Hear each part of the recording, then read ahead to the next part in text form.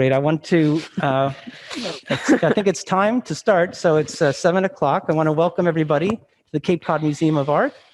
This is our first virtual reception. The title of the show is Changing Tide. Amanda Wastrom was our juror, and she's joining us tonight to give us a little bit of her thought processes behind her selection. It's a really wonderful show. We've really had a lot of great feedback, and it's just a great way to embrace the community. You know, these juried exhibitions are relatively new for the Cape Cod Museum of Art, and during the time when we've been isolated and stuck indoors, it's been helpful to have an outlet for the artists, and also a way of supporting the artists, because some of this artwork is for sale, and also it supports the museum. So I think it's a symbiotic win-win-win.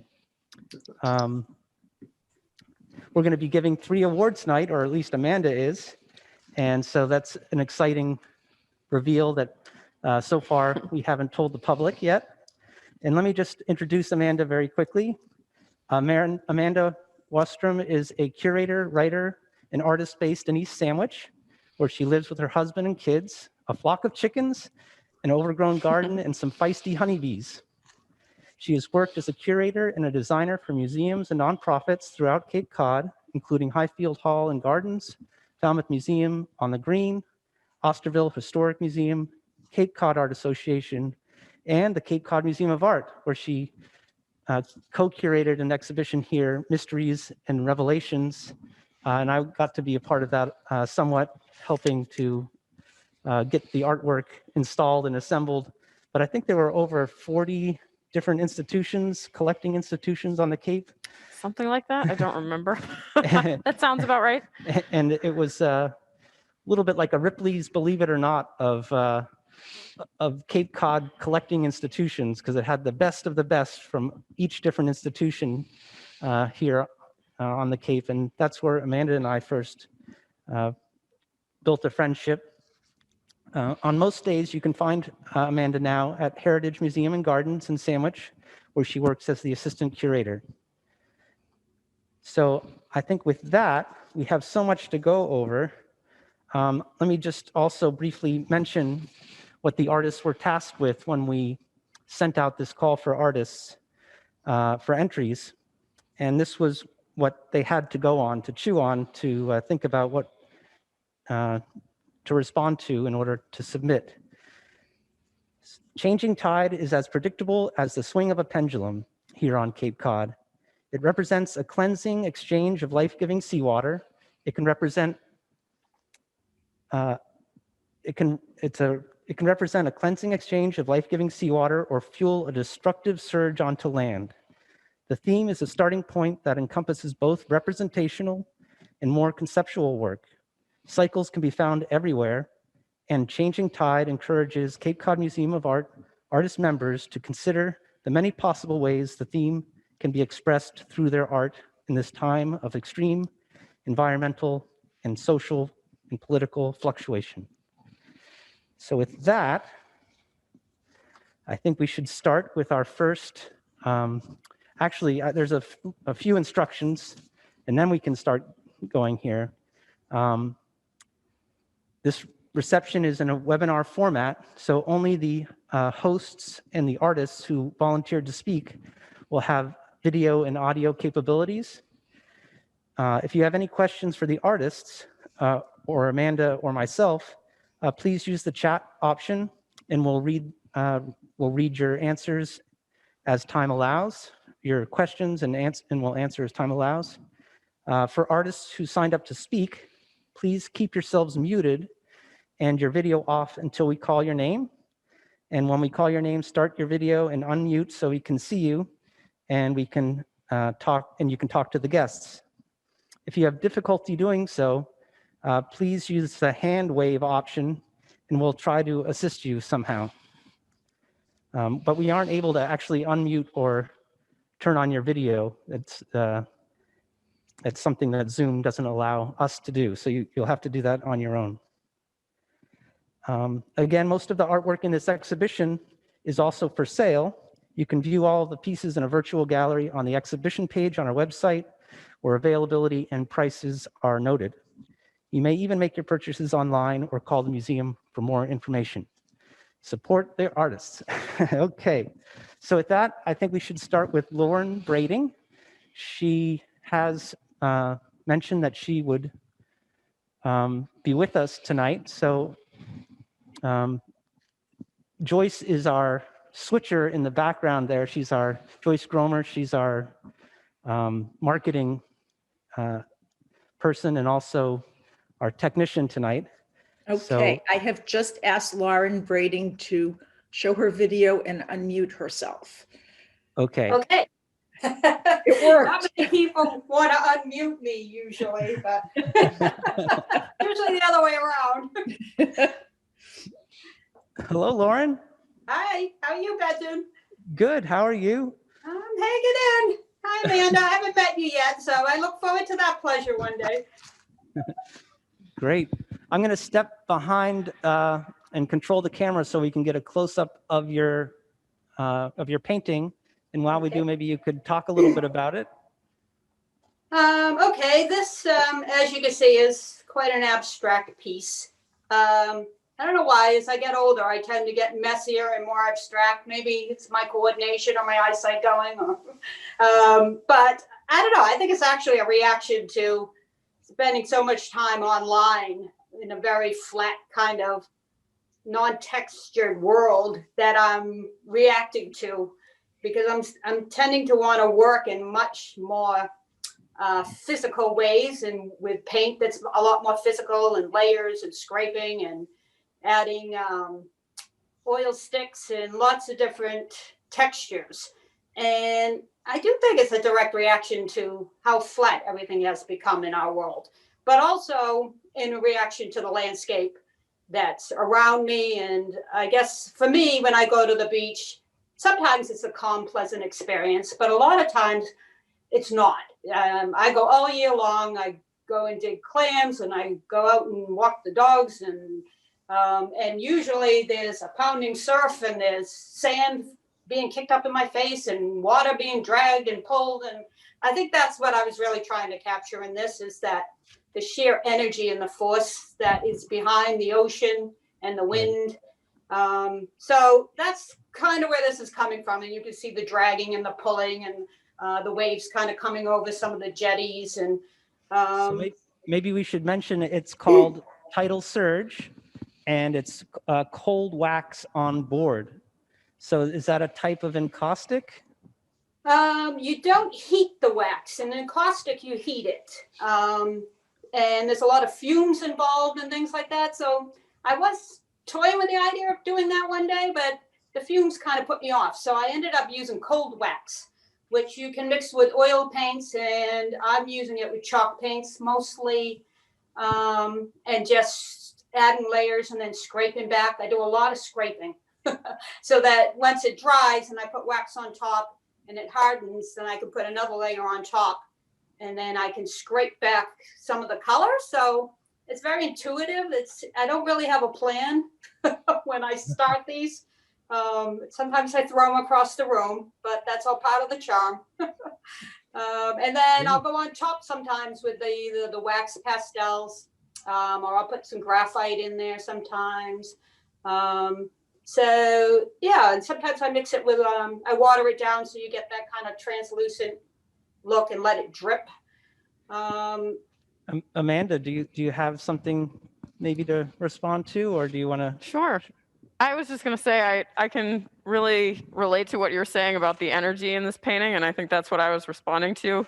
For me, it's really nice to see it in person, too. I'm probably going to say that a lot tonight, but I made all the decisions with digital images, and you can't always get a full appreciation for the texture and the feel of the work, particularly with paintings.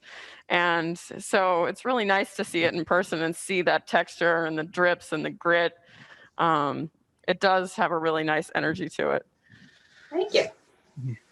Yeah. So in order to make our way around the room, I think we'll probably continue. Do you want me to do the reading? Yeah, Is so Mateus next? yeah, the next. Thank you very much, Lauren, and enjoy the rest of your evening. And we're going to continue on. So the next piece is Mateus Christensen. I hope I said that right. And the title is Fiery Skies, and it's oil on canvas. Right. So Matthias Christensen has a written statement he wanted us to read. He says, "To me, this painting represents change, the extreme color saturation of the sky, blooming bright, but a few minutes before sinking into the darkness of night, a visual metaphor which happens often, but remains forever inspiring. In creating this piece, I was challenged by trying to harmonize the dark silhouette of town with the sky ablaze. I often work in this medium, oil on canvas, but also work in acrylics as well in a similar fashion." So yeah, thank you, Matthias. This is it is dramatic. He has also participated in our annual auction, and I've seen a number of his works, and he has this interesting cubist, his own form of cubism, where he does a lot of horizontal lines and breaks up the space into these almost architectural cubes or rectangles. Yeah, to me it felt pixelated, almost like a digital image that was degrading in front of you a little bit. I thought that was interesting. Right. Okay, so we're going to keep on continuing here. And I have a cart with a camera on it, so we're going to be moving this around. The next piece is a work by Catherine Berry. Yeah, So we're looking at the little piece up here yeah. by Catherine Berry titled Reflections, and it's oil on board. Okay, and she also provided a written statement.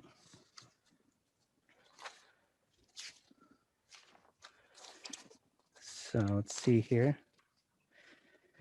My painting practice is inspired by my interest in gardening, plant life, and the beautiful Cape Cod landscape. I grew up in Bethesda, Maryland. Proximity to wonderful museums greatly influences my curiosity in the history of art, painting, drawing, and the ever-perplexing question that what makes a great painting. I'm a graduate of the University of Northern Colorado, majoring in graphic design and art education. Although I have a background in art, I did not paint in oils until I retired. It is a joyful, challenging occupation for me that fills each day with new ideas and excitement. Thank you very much. There's actually another one that we'll take a look at, I think, when we get down to the other end of the room. She has two pieces in this exhibition. Very different. Very different, right? What I loved about this one was that it's kind of seems like a dirty painting. That it is, there's a lot of brown in it, and I just kind of enjoyed that she's making something beautiful out of things that maybe are not traditionally thought so. It's a pretty subtle, really quiet kind of moment, a reflection in a puddle or something like that. And I really enjoy that subtlety about it. It's not this big kind of momentous moment. It's a really quiet moment. Yeah, great. So the next artist we have is Carla Winterbottom, and she is joining us from Chicago tonight, and hopefully she is there. I do not see her name on our roster, Benton. Okay. Unless she's logging in as someone else, I don't believe she's present. Okay. Well, if she does show up eventually. Oh, she says she's here. Oh, there she is. Okay. Let me find her. Let's see. She sent a chat. She said she's here. Yeah, it's a whole new world, this virtual reality. I do want to thank uh, some of our contributors who have made some of this digital technology affordable for our museum. We're using a brand new camera tonight, and it's You should obviously see it's quite the setup. it's pretty important. Um, Well, so we might come back to Carla. I think she might have, maybe she signed in as an attendee and not a panelist. That's a possibility. And that if is if possible. that's the case, Carla, try to find the email that invited you as a panelist and join Zoom on that, and then we can come back to you. So with that, I'm going to continue. And you can Can I help you somehow? let's see. I guess I will put the camera this way, and we will come down. Maybe I'll Whee! zoom out so people don't get nauseated. So you'll see some of the other artwork in the exhibition.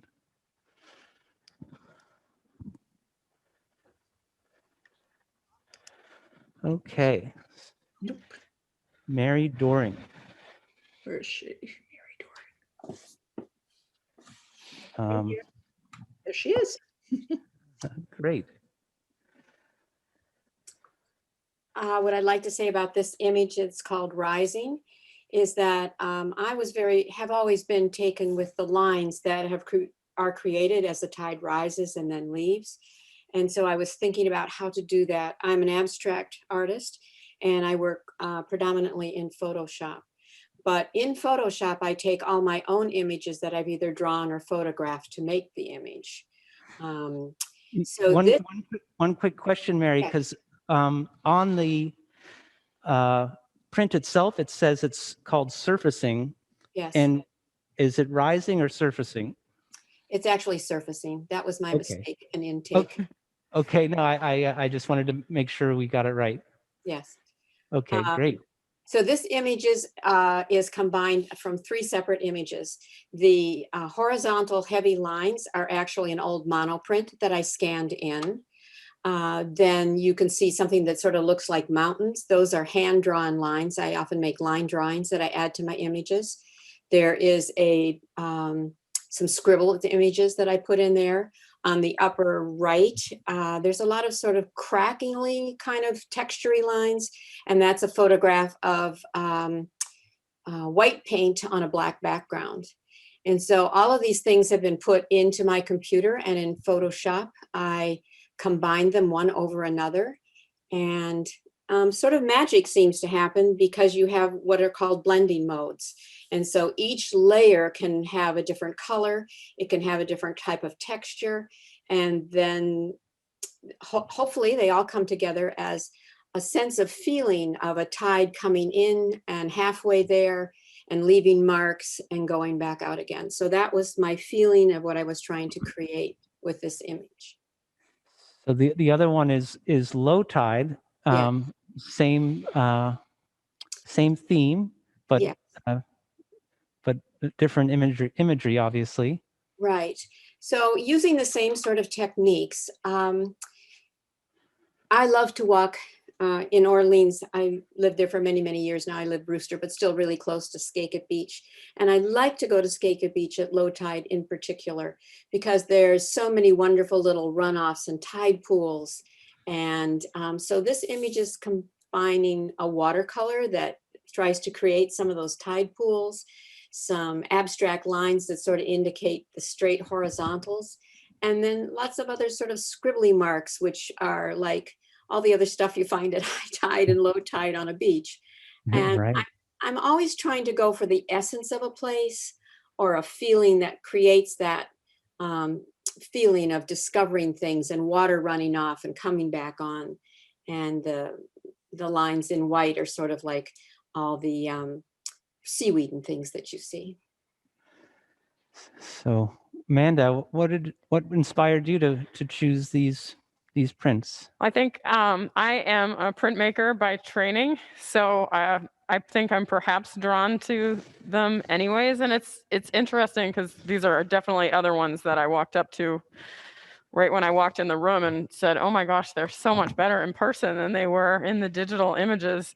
And I think maybe, I'm not sure what it is. Digitally, they kind of had a gloss or a shine to them that is not here in the framed pieces. So the same thing. I think the line work, the gestures, and the layering is just really wonderful, and feels very hand done or traditional, even though they're constructed in Photoshop. That's fascinating. I really enjoyed hearing about your process. Yeah. Great. Well, thank you so much, Mary, for joining us tonight and for being part of Changing Tide. I hope you join us in some other of our juried exhibitions. Thank you. So our next artist we have is Jane Lincoln. And we're seeing Ed Chesnovich's exhibition through the door here. He has a one-person exhibition. And we're scanning across the room. And Jane's is very small, but size is not an indication of importance in this case, as you will see.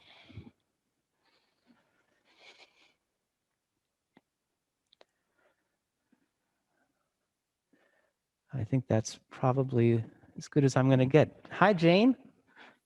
Hi, Benton. You did a good job. It's I was going to say it's a very tiny painting. It's only 6 by 10. It is of Lieutenant's Island in Wellfleet, and I went out intending to walk around the island for a hike and got to the bridge, and it was flood tide. And as anyone knows, you don't go over the bridge. So I spent the day on the other side of the bridge, and this painting is, there's a center strip of photography, which I've started putting into some landscape work. And it is surrounded by hand-painted strips of paper and then collaged onto a board. The style of doing this allows me to exaggerate the colors and the proportions of the components in a landscape so as to emphasize what I felt when I was on location. So in this one, I obviously was standing on dry ground. I didn't have boots on, but I felt removing the marsh from the foreground and making it water would strengthen the mood of flood tide. Flood tide being the highest, most water that can come into the marsh. So I went with the repeats of the horizontals. The whole thing felt terribly horizontal to me. So I put what's called an interference pigment in the sky, the little strip that's a little bit lighter blue. Yeah. And that has actually has mica in it. And as you walk around the painting, it'll catch the light. So it's to emphasize the horizontal in the sky. Then obviously the dark horizontal trees on the right. As it goes to the left, you see it goes into the bay, the ocean. So those two horizontals. The photograph has horizontals in it. And one second. There we go. Okay.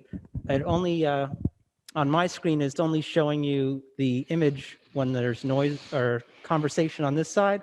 So I just want to advise the participants that if they want to see the artwork while the artist is speaking, they might have to put it on gallery view.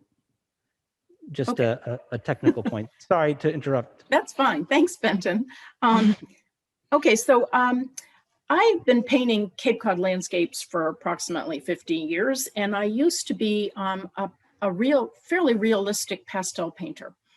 And you'll have the opportunity soon in April to compare an early landscape in pastel with a brand new large abstract.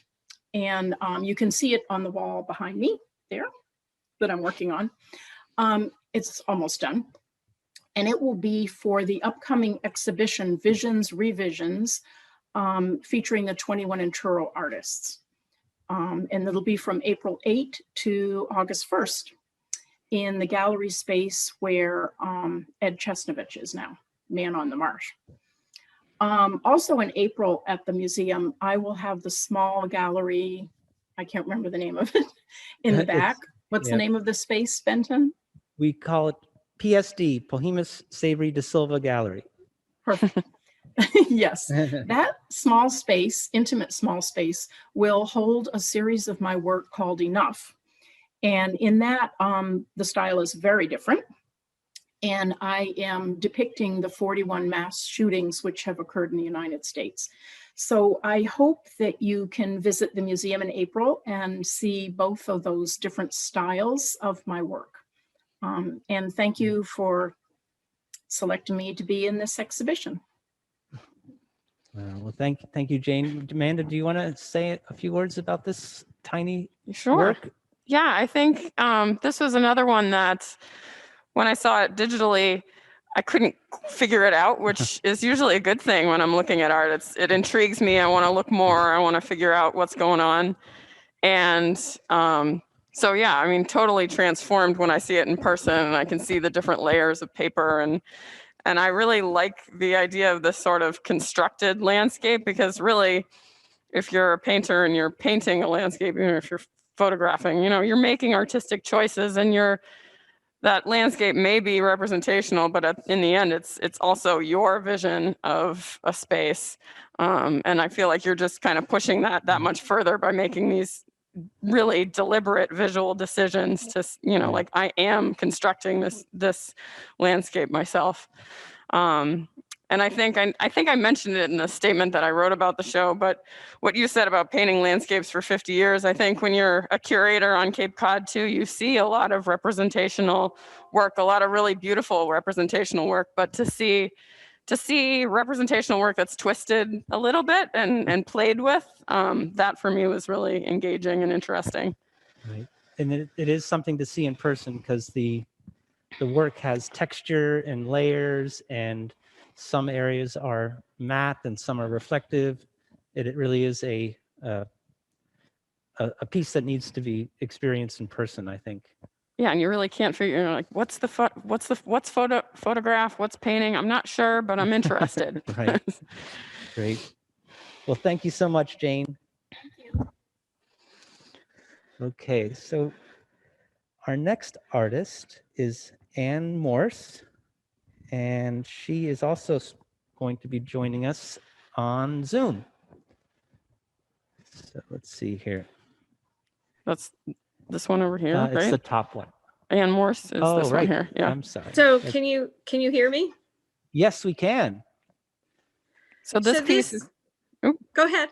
I was just going to read the label for you. Yeah. It's titled "Autumn Listens: The Tide Moving, the Ocean Replenished." Acrylic on canvas. Okay. So this is from the meadow at the top of Fort Hill. So when I was painting this, it was one of those late, warm October days. So I was looking for the color in the marsh, and the whole time you could hear the ocean in the background. So it was just a beautiful symbiotic situation of being outside, seeing the color and being able to paint to the sound of the waves breaking way in the distance with the ocean. So you can see the tide going out and hearing the ocean in the background. It's a very inspiring landscape, right? Where the Right. water meets the land and life is everywhere. Yes, and it was just a beautiful day. Anne, can you talk a little bit more about your color choices? Because that was what drew me into your piece, I think, was just the kind of interesting and surprising color choices you made. I'm really interested in vibrant colors, so I went out that day to see those bright oranges in the grasses, and there were magentas in some of the turning vegetation, and then the colors in the water said to me manganese, and it all just is an attempt to have it vibrate and reach out to you. It succeeded. Yeah, that's for sure. Yeah, I definitely feel that vibration with it for sure. It feels like everything's wiggling a little bit. Yeah. Great. Thank you so much, Anne. It's a really beautiful Thank you. piece. Thank you. Okay. Rolling right along here, literally. We'll start with the top one. Would you mind? Yeah. So this little piece up here is by Anne Hablanian. Am I pronouncing that right? I hope. I think so. It's titled "If I Were a Boat" and oil on canvas. And I have a short write-up that Anne provided. My work ranges from the bold to the subtle. What I like about If I Were a Boat is how instantly I knew that I didn't want to add another stroke. It was finished and complete for me and spoke to me. Finding a name for it took some time. Nothing seemed right. Then I heard on the radio someone mention, "If I were a bird." And just as instantly, I had a name for my piece. That intense sense of it being part of me. So that's really great. And it does seem very spontaneous, and that you knew when was the right moment to put down the brush. Which is always a huge challenge, Right. knowing when that moment is. But what I loved about this one was it kind of felt like a portrait, and perhaps she's thinking of it like a self-portrait in a way. Right. But the title kind of got me going in that direction of this little portrait of a boat. And I think I'm also just a sucker for mustard yellow or goldenrod or whatever that color is. Really interesting, sort of surprising color choices that she made. So maybe that's a good transition into this next mustard colored photograph. This artist is Peter Romanelli. Let's see, I can see a reflection on the glass. That's no good. And the title is Gordon's Dinghy, and it's a photographic print. And Peter also provided a write-up about how he came to make this photograph. So Peter says, this digital photograph was shot in the east end of Provincetown at low tide. My friend Gordon lived on a sailboat in Provincetown Harbor, and he used this dinghy to travel back and forth to his boat. He actually had two dinghies, one called Crouton and the other Tiramisu. Since this harbor has a high tidal range, he used one dinghy for high tide and the other dinghy for low tide, leaving each at a different tidal location. That's pretty interesting.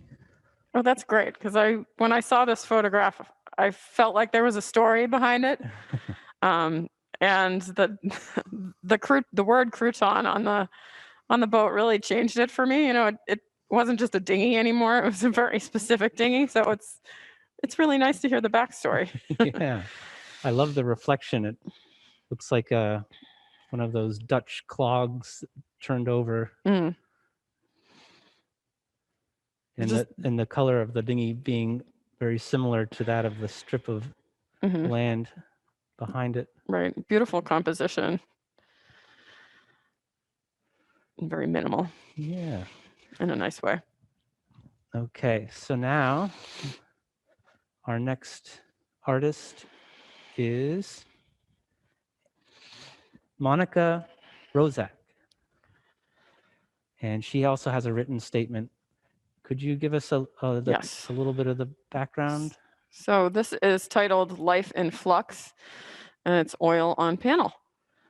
Okay. Zoom in here. Very dramatic. Okay. Feels like a storm's coming. Monica writes, thank you for including my painting, Life in Flux and Changing Tides. Most of my work is meant to capture a fleeting moment. The sea and sky, light and movement are constantly changing in mood, in tone, in form. I go to nature for my inspiration, especially the skies I witness when out walking the Cape. We are living in a time of changing tides, and change comes faster and faster. I view nature as the teacher that asks us to slow down, to pay attention, to see and listen in a deep way. I hope that my paintings find a way to communicate that message. Take a moment to slow down and truly see, hear, feel, even as life challenges and changes continue to spin in each of our lives. Well, that was well written. I think sometimes, as I was saying before, you when you live on Cape Cod and you're in the art world, you see a ton of seascapes and things like that. And while I love the surprises, sometimes the traditional straight up representation, when it's done really well, is also just really powerful and really beautiful. So this one to me is that, just a virtuoso sort of painting. And the little unexpected black on the bottom, At the bottom. you would never think to place it there, but when you see it, you know it belongs. It's a type of reflection that you can, it just is hard to, it's hard to make it while you're, if you're not there in person, I guess, is you really have to be there in person to see it in order to believe that it is possible. And it's not a large painting, it's quite small, but it draws you in and it feels larger than it is. It feels epic, I feel like. So we're going to backtrack a little bit just for a quick second, and we're going to show the other one of Catherine Berry. So that we saw one at the beginning. She had the reflection on the muddied colors. The muddy puddle. The muddy puddle. And this one is very different, and it belongs in the more orange section of the gallery. But another really beautiful one reminds me of Whistler or something. Right. But just a really wonderful, delicate feel to it, too, the painting touch. And mysterious and somewhat abstract in certain ways. Mm-hmm. Okay. And below this one, again, we have a reflection I'll try to alleviate. So can I have a little background on this artist? Oh, yeah. So this is by Jane Mackenzie. It's titled September Morn and watercolor on paper. Okay. And Jane provided a statement. I painted September Morn with a friend, and it reminds me of her and what fun we had together. It also reminds me of how beautiful the beach is at high tide in the fall. Besides watercolors, I have worked in oils, acrylics, pastels, milk paint, and I've done many illustrations in pen and ink. Doing this painting, the challenge was to stop before it was overworked and before I got caught up into the details. Something that we mentioned here today. Yeah. Yeah, Benson and I were talking about this one before we started, and I think my initial comment when I saw the digital image of this was just, she just nailed it. It's beautiful. It's so simple, and she stopped before it got overworked. And it's so easy to do with watercolor. Mm-hmm. That's for sure. Just has a really nice, loose, easy, gestural feel to it. Okay.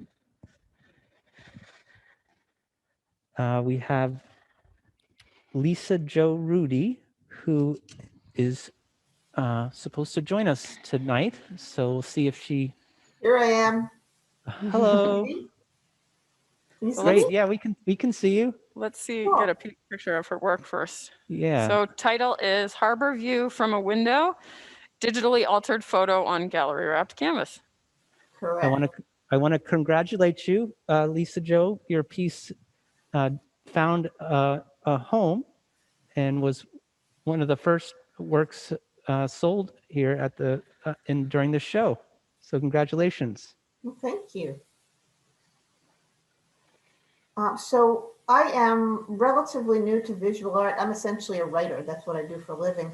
And I write plays as well. So, but in 2013, I bought an iPhone and I started taking photographs, and that has led me down a very exciting route. And I'm now a juried member of the Cape Cod Arts Center and also a member of the brand new National Association of Digital Artists.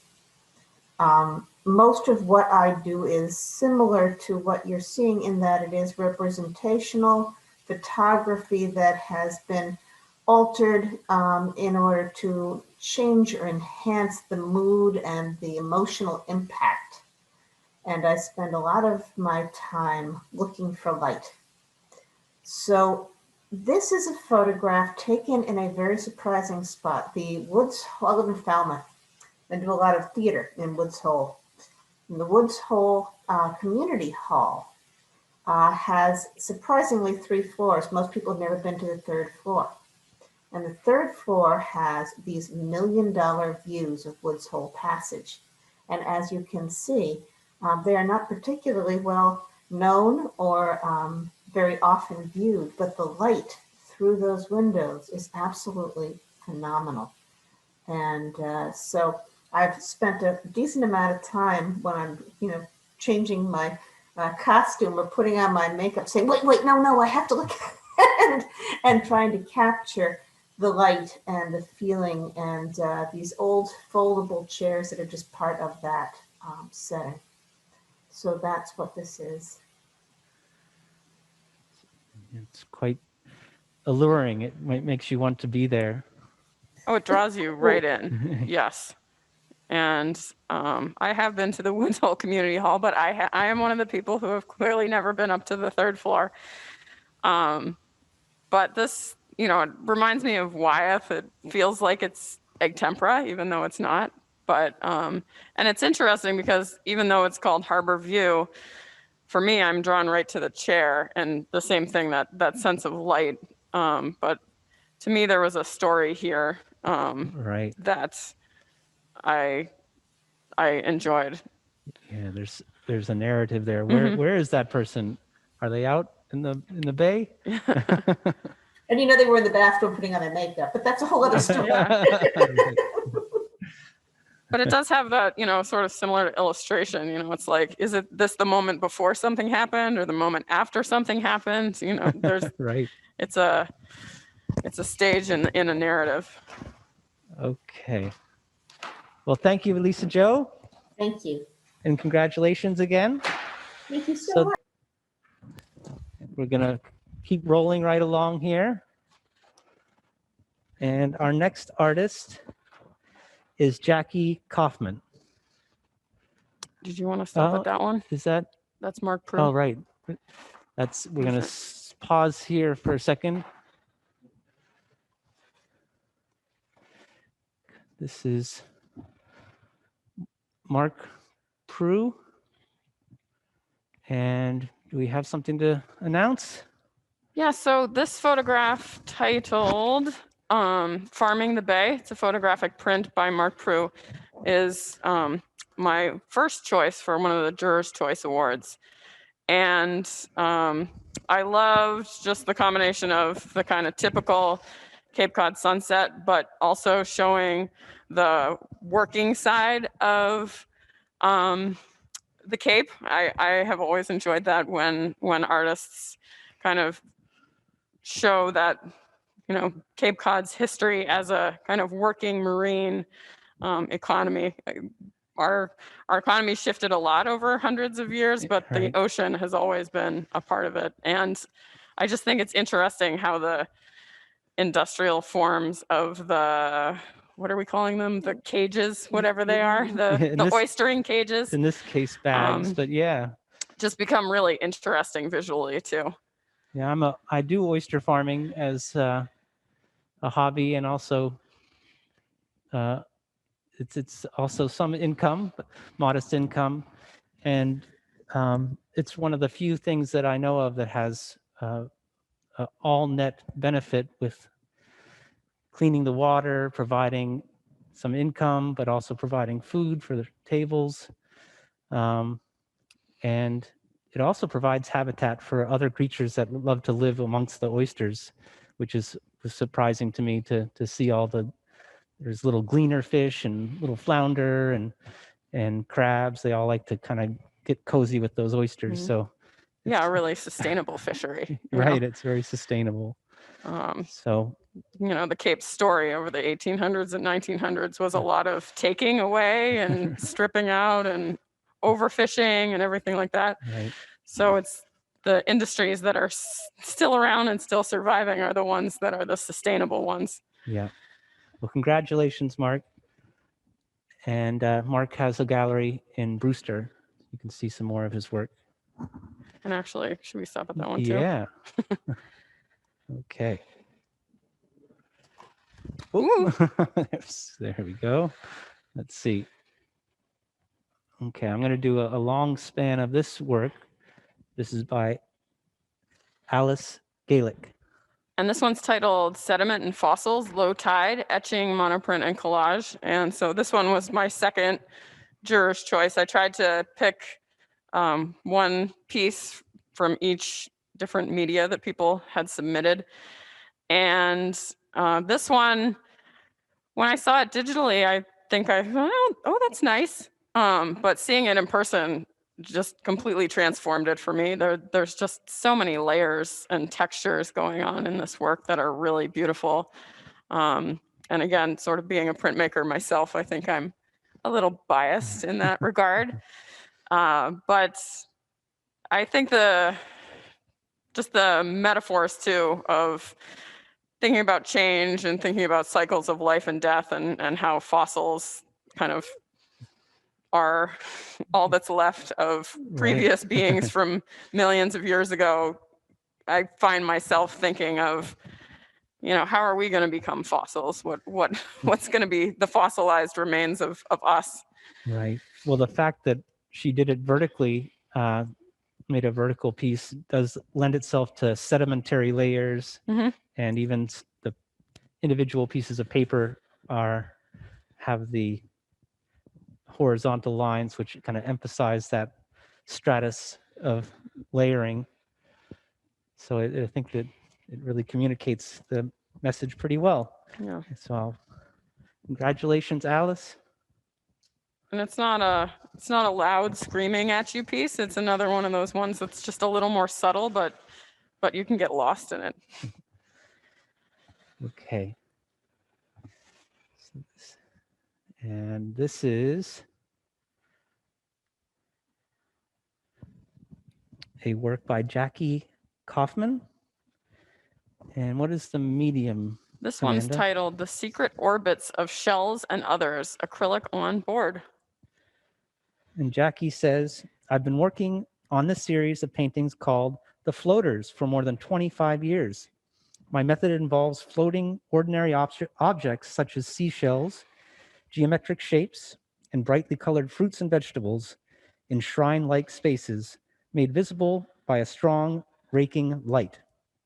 As the objects cast shadows on nearby walls and each other, questions arise about their curious resistance to gravity. They appear suspended, but are they also on their way somewhere? A framed landscape hovers at the heart of this architectural drama. Is it a view or a picture of one? Hovering alongside its topsy-turvy fellow travelers. Given the specificity of the objects and the precise delineation of space, questions of what constitutes a sense of place inevitably arise. I created this acrylic painting in Truro, where I live on a rolling landscape of dunes, where gulls ride the updrafts and shells release themselves from the constraints of our expectations, inspiring paintings where the limitations of our earthly existence do not appear to apply. Wow, that was nice. Well written and well thought out, and describes this perfectly. This one for me, when I saw these, because she submitted more than one, is just definitely a moment of like, what is going on? I have no idea, but it's overwhelming in sort of a just delightful way. The surrealism is, I'm always a sucker for that. But the colors are crazy. To me, it just, you've got this literal landscape, but the piece as a whole, it feels like a really interior landscape, that this is, what's going on inside someone's head. At least that's how it felt for me. But it's also just really sort of virtuoso painting again, all the trompe l'oeil things going Right. on here. And the actual And objects and the relief are too, relief, right? right? They Yep. come off the wall. hmm So you do have this feeling of them on a voyage somewhere. So And I definitely want to go there. right. That looks like a really wonderful, delightful place. Yeah, I think that's probably where Jackie lives, right? Wow. Great. Okay, so we're going to continue to Sally Fine. She has created this sculptural piece. She sent an email saying that she might try to join us, so we can see if she's around. Yes. Oh, hi, Sally. Hi. Hi. Hi. I'm gonna turn the lights down a little bit for your piece, okay, Sally? Okay. Yeah. Ooh, nice. So there are interior lights, which you're not seeing very well because there is so much reflection, but the earth form has electroluminescent lights inside. Now we're starting to see them flash. Okay. And they trace the ocean currents. The blue ones are the cooler ones, and those are deeper within the glass ball. And the red ones, which we're not seeing, well, yeah, now maybe we'll see some of them. I'm gonna pan this way. Yeah. So then Yeah, you got start it. to see the Gulf Stream and some other currents that are moving around. The Gulf Stream more, yes, on our side of the pond, as it says. I use this global, a buoyancy ball from Woods Hole Oceanographic to make the point that the Earth is in intensive care, and that the IV holds the transformers that run the electricity that is coming into the luminescence, to just make the point that the Earth is in trouble. But it is a patient Earth, so, and we hopefully will live to see it through this. What I love about this so much, Sally, is the combination of art and science. And we know, I know a little bit about the circulation, the thermohaline circulation, which is the basically the arteries of our planet. Yes. Which brings the heat from the equators and disperses it to the poles, and then recirculates. And so the red represents the warm circulation currents, and the blue are the cool. And Right. and I think people are becoming more and more aware of how important those global circulations are on our climate, and that we really have to pay much more attention to to the effects of climate change, and it's really going to be expressed through these circulations. And here we have the oceanographer who was my my help on getting the currents correct. This is Joseph Pawlowski, who is from Woods Hole Oceanographic, and he made sure that my currents were correct enough. Well done, Sally. Yeah, thank you. For me, I just loved the kind of the simple gesture of it. Sometimes it needs to be kind of banging the metaphor over your head a little bit, Yeah. like Right. being really obvious with it. Right. Right. Yeah. And so how was I going to deal with all of those wires? And the IV stand was the perfect remedy, right? Mhm. Right. No, Yeah. Sally also has two works, other works here at the museum right now as part of the Falmouth Arts Center exhibition. And she has a life-size mermaid, green glass in our lobby. Uh-huh. And she also has a mignonette lady who is making sauce for oysters, which are both very playful and wonderful. I love your work, Sally. Thank you. Me too. Thanks very much. Thanks. Great. Okay, I'm going to turn the lights back up and we'll go to Gail Burke. And she is joining us live as well, I believe. So Gail's piece Here is we titled go. Blue Wave, God Blessed America Again, acrylic on canvas. It stopped my video. Right, hold on for a second. Okay. Oh, the host has stopped it. And then she'll be there in a minute. Okay. I'm trying. It says Well, that maybe- the host has stopped my video. Maybe Oh, while Try again. okay, let's do.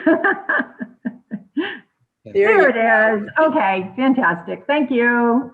All right. Well, this is a very exciting night. I want to thank the Cape Cod Museum of Art for pulling together this very first event of the sort, a live virtual reception. When I looked at the questions, or the prompts, perhaps we'll call them, you indicated, or at least someone there at the museum, that there was an interest in knowing a little bit about the past and my past, in other words, and the type of work I've been doing over time in this particular piece. So I just want to introduce myself as I, yes, have been active in the arts since a very young age and went on to have a professional career in education. So I was an educator, school leader, and an advocate for literacy. I was able to restructure and make my avocation, which was arts, now my vocation. So that's how I get to have a wonderful life here on Cape Cod.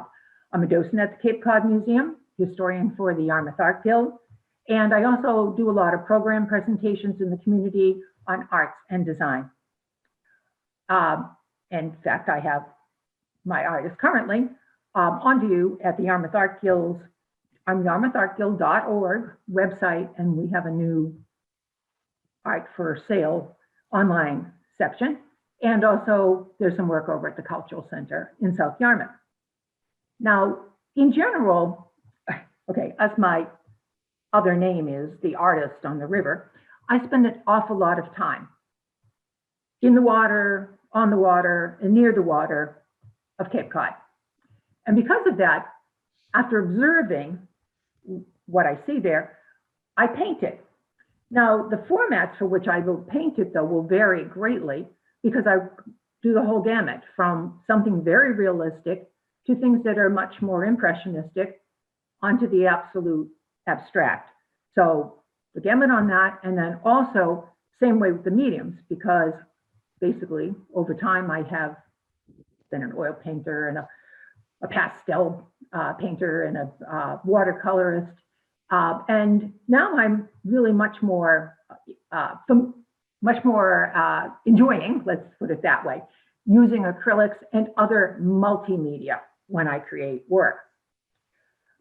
Now, this particular piece, this one, which is, of course, our Blue Wave, God Blessed America Again, will actually show in its evolution just what I was talking about and how real life experience that I spend, as I had in this case, walking West Dennis Beach in November, let me notice this really wonderful russet red seaweed that was being pulled by changing tides, making these striations across the white sands. And then a miracle happened and the skies opened. And the next thing you know, it's almost in this light that people sometimes call God rays, seemed to appear over the blue waves. And I found myself saying, wow, blue waves, God bless America again. Now, when I decided to paint it, or when I felt like, okay, I finally know what I want to do with that fabulous real life experience, I really found myself gravitating more toward creating more an impression of my time on that beach, and really combined it with a little bit of what you would refer to as conceptual art, in that I thought about that light that came down, and I thought about how important it was now at this state in history that we think about this fabulous light that we have, and how it was very much like what I was hoping would happen here in America. In other words, that wonderful light could be really the light of the 50, what we might call star states of the United States. And that led me into a whole abstract conceptual work with incorporating the imagery of the American flag. So it was, as you can see, an evolution of something that went from the real to the impressionistic, all the way to the abstract. And of course, we just hope that, therefore, the meaning or message would be, may the United States just become reunited for all good things, in truth, for peace, and obviously to promote goodness.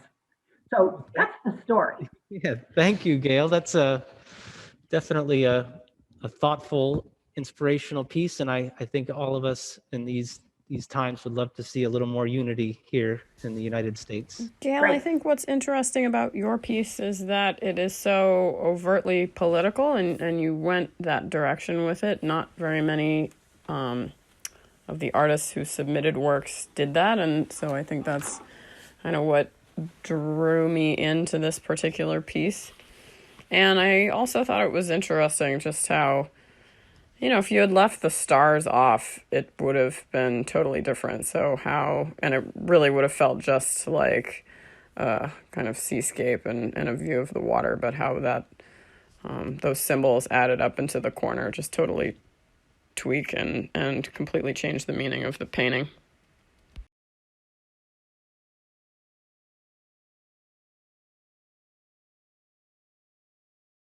Continue right on to Maureen Callahan, and she also is here on Zoom, I believe. Do you want to lift up? Yeah, well. Here I am. Here I am. Oh, great, Maureen. Hi, Benton. Hi, how are you? Good. How are you? Oh, we're doing great here. This is exciting. I love to share artwork in any way possible, whether it be virtually or in person. We do what we can.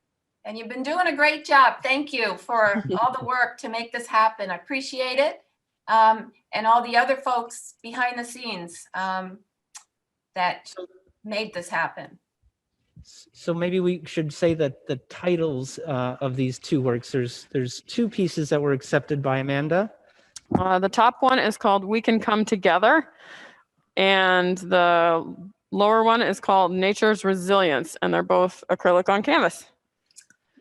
Yeah, Okay. with a similar color palette. And it's interesting, Maureen, I've seen a number of your works, and this is something very different and quite lovely. How did this come about? Well, like many artists, I go through cycles in my painting. I like to explore and experiment with new styles and methods. So these two paintings were from a series where I challenged myself to change how I approached painting the flat, two-dimensional surface of the canvas. Whether working abstractly or impressionistic, I am generally most comfortable creating one that reads as three-dimensional.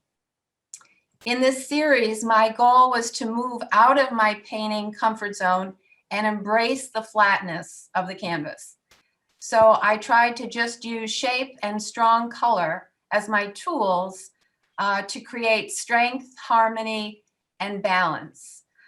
Of this series, why I chose these specific paintings was really the timing of the exhibit relative to the election, because I felt there was hopefulness for our future, both environmentally and politically.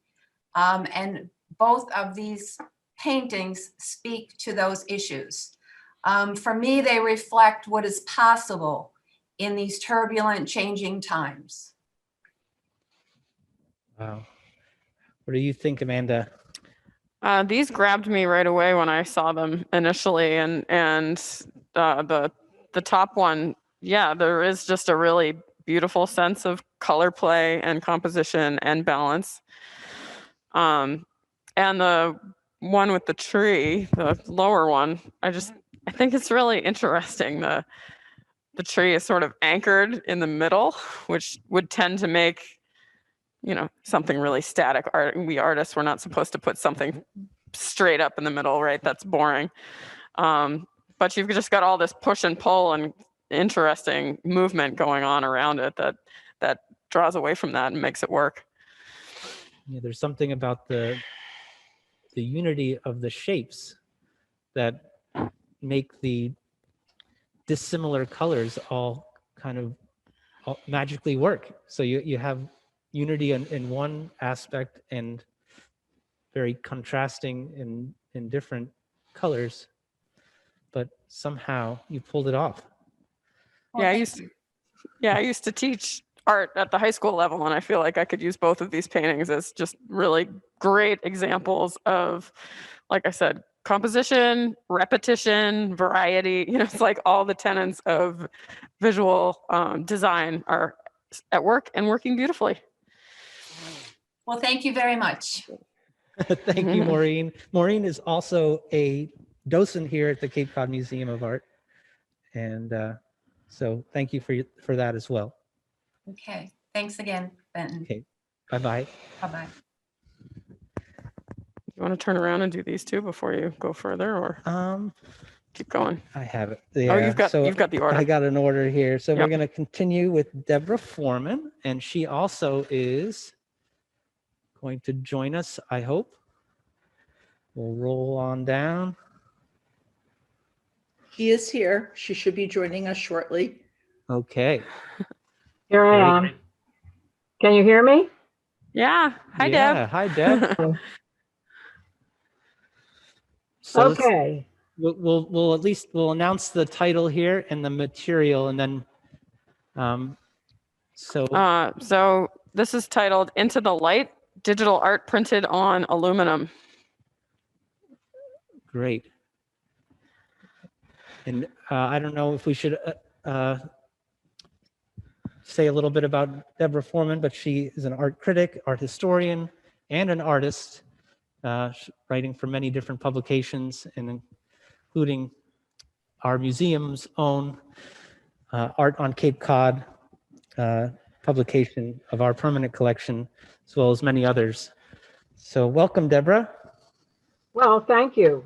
It's good to be here virtually. And so looking at this other work, I mean, this is not on the sea. This is obviously land. And it is a conceptual approach to the title, Changing Tide. And of course, it has nothing to do with tides or water. I will tell you what it is. It is a digital photograph that I have obviously manipulated. The idea to submit this to the exhibition was that we're, going through a very dark time. And what I saw when I did this photograph, at the top you see light. So I was trying to be very hopeful that eventually we would get to that point. It is a photograph that I took in October of 2019 of a section of the Frank Gehry design Louis Vuitton Foundation, which is a museum in Paris. I was wondering where that was taken. Okay. And it was, I'm a great admirer of Frank Gehry's architecture, and I've seen, this is the third building that I've seen of his.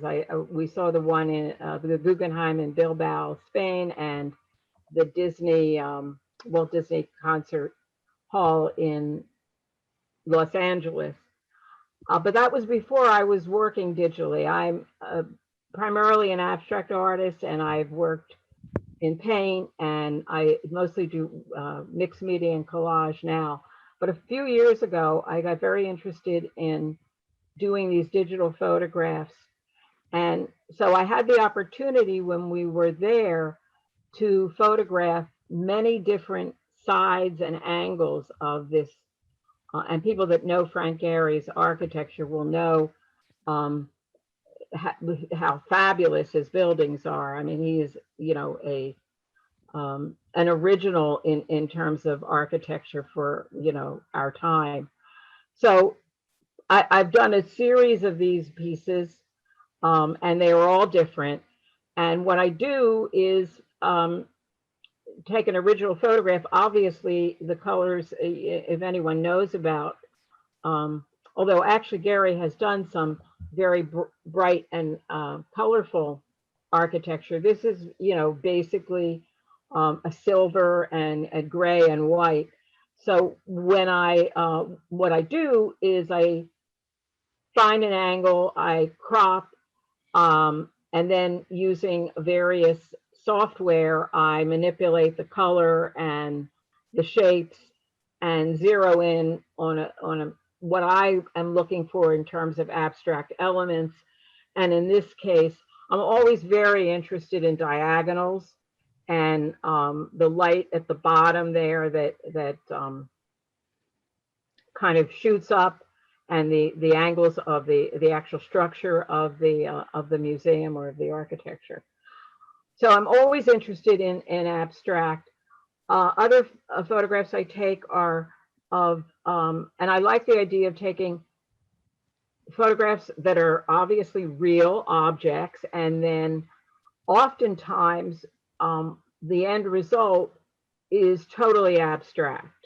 So I'm just interested in manipulating the color and the shapes and the composition to enhance the abstract elements. And it's the same thing I do when I'm working in mixed media or collage. In that case, what I'm doing is oftentimes using real life elements like a theater ticket or a label or a ribbon or a piece of music, you know, fragments of paper that I integrate with paint and other textures. And it ends up being abstract, but I always find that using something from real life gives you an entry point. But that's very different from what I'm doing now, which is doesn't have the same kind of, obviously it's flat, it doesn't have the texture because it's a photograph. Mostly I do these on aluminum. This is 20 by 40.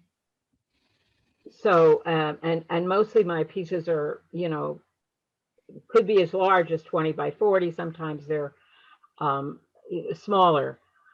And as I said, this one is one of a series that I'm working on based on the photographs that I took at the Louis Vuitton Museum. And I you know, what I've been doing, the digital work is so different because when I'm working in my studio, it's hands-on, and you're dealing with a lot of pieces and elements and putting them together. And working digitally, you're just really using your eyes. You're not using your hands. I mean, other than maybe on your computer, but you're not using your hands in the same way you are when you're in a studio. So it kind of is an interesting change from the two different approaches that I'm finding very interesting. And I like going back and forth from the studio to my computer to the photographs that I've taken.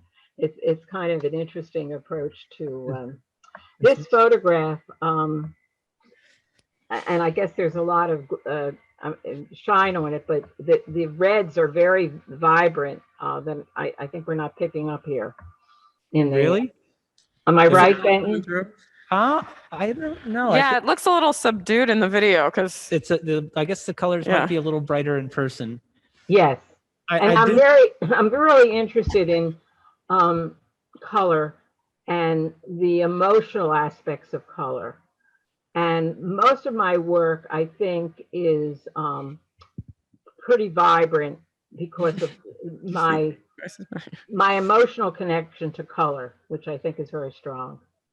And now I have a little bit more of an idea of why you are so fond and attached to Donald Stoltenberg's paintings. He loved the diagonal, and I don't see one line here that is perpendicular to the edge. Yes, I find, and when I'm talking about art, I find that the vertical line, the horizontal line is quiet. It's peaceful. It's like a landscape.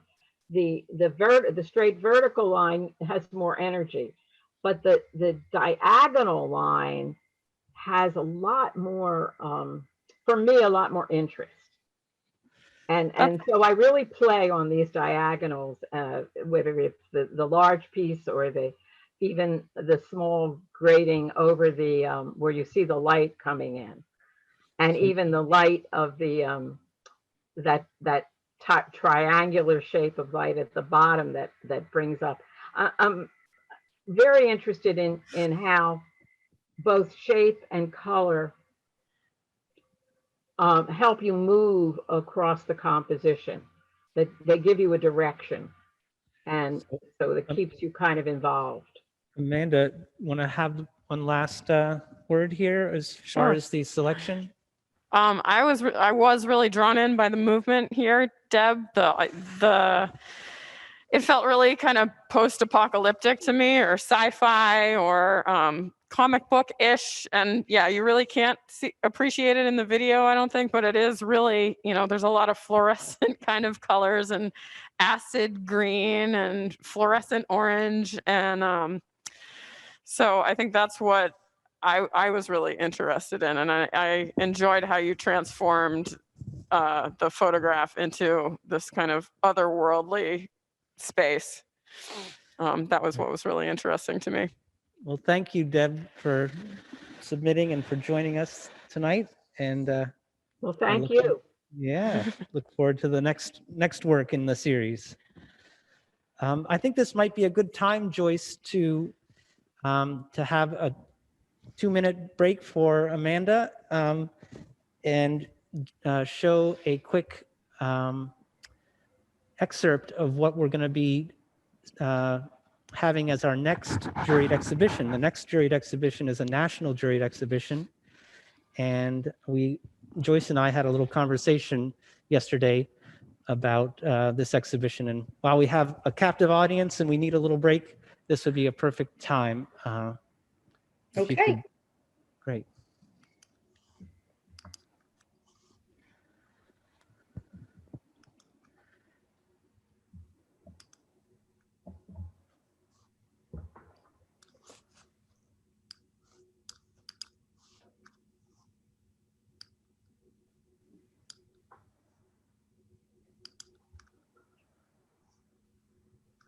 Very good.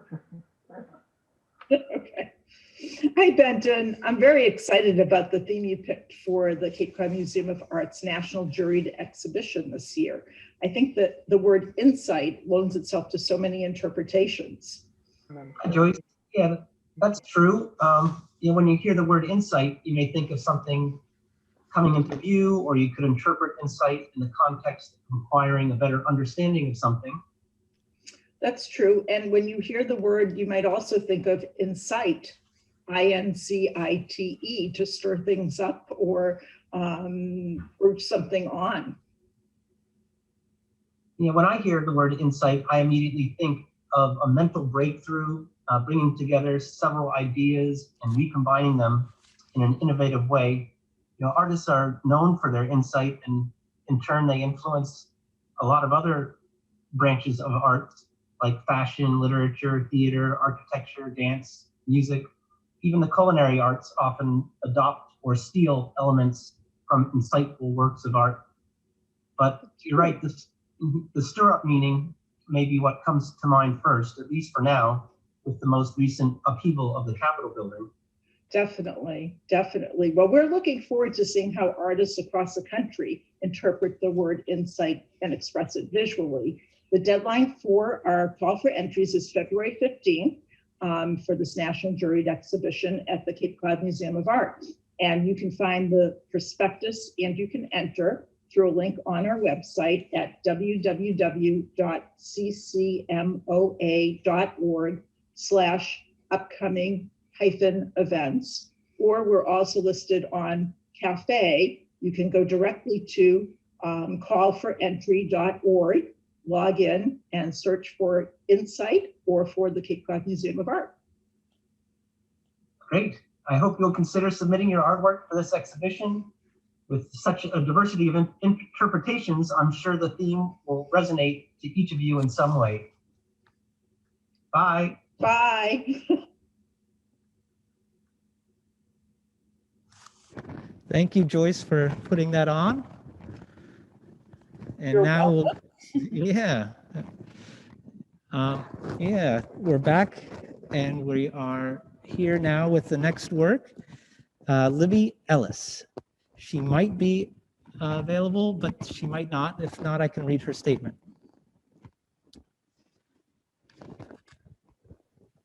She is here. There she is. Hi, How are you? good. How are you? Good. Libby, you're from Nantucket, right? I'm representing Martha's Vineyard. Martha's Vineyard. Okay, I knew you were a boat ride away anyway. Yeah, and I actually just came back on the boat from the Cape. So, I'm going to be brief, but for me, my work for the last few years, I'm interested in the question and the practice of how do we joyfully participate in a world of sorrows where there's so much loss. And in thinking and feeling about that question, I just kept returning to flowers that I have grown in my garden or that are growing in neighbors' gardens. And in thinking about the work, for me, it became, wow, flowers know how to do it. They know how to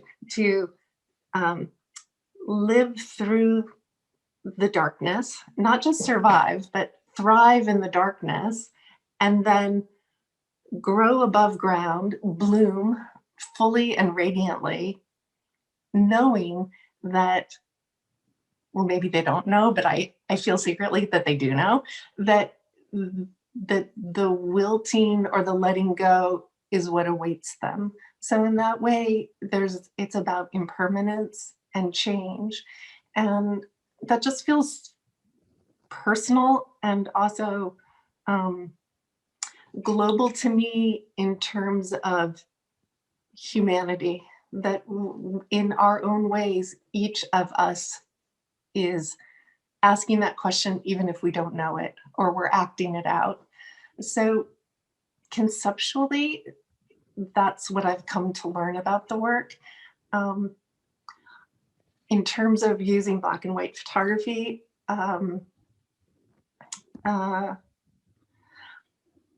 for me, again, I grow or am able to pick flowers from friends' gardens in season, and it's really important for me to only use flowers that I start the relationship with them while they're in the ground. I've tried photographing flowers that are so beautiful from Ecuador, for example, or the Netherlands, and it's not the same relationship. So the relationship for me starts with the flowers as they're growing. And part of that is that after I forage them, is that I meditate with them so that I'm able to build a relationship. I feel like I'm collaborating with them. And I know that sounds far out. I'm not really far out. My feet are on the ground. And this is what they show me. And It seems symbiotic that you both are deriving. You're cultivating, and they're providing back to you a sense of well-being. Amanda only. yeah, I feel so grateful to the flowers. I really do. I think they found me. So I think Amanda chose one other artist, all three works that they submitted. So Amanda, why did you choose this as a set? They felt like they were a series and wanted to be shown that way. I think they really do. I think it's interesting to see them as a triptych, so to speak. But it's interesting to hear what you have to say about them and you creating a relationship with them, because they do feel like portraits to me, that you're taking portraits of each of one of these. And again, I think your work is one of the several that was sort of looking at nature and that same sort of cycle of life and death as a metaphor for change, and looking at how nature deals with it. So, but they're just really elegant visually, and just lots to enjoy in terms of the compositions and the textures and the details that you captured in your photography too. thank you. Thank you. I just want to say one other thing is that I don't manipulate them in any way. I use available light because that's really important to me in terms of being in the moment. And so there's no manipulation at any point in the game. And sometimes there's a shift in background tone, and that to me seems honest. It's like it puts you in the room, in the studio with me. So I think that's really nice about them. They have a subtlety and a softness that, you're not jacking up the contrast or the saturation or anything like that. You're letting them be. yeah. So thank you for, I feel very grateful to be participating with all these wonderful artists. Thank you.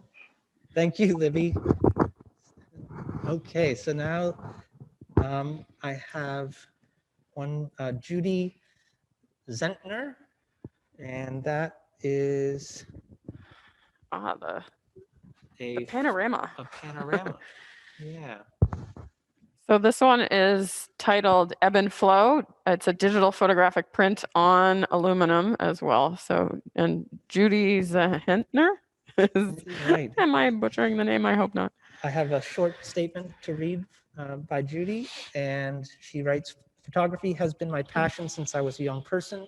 The ability to combine my love of nature with artistic expression is a dream come true. During the last several months of COVID, wandering around Cape Cod with my camera has been my salvation.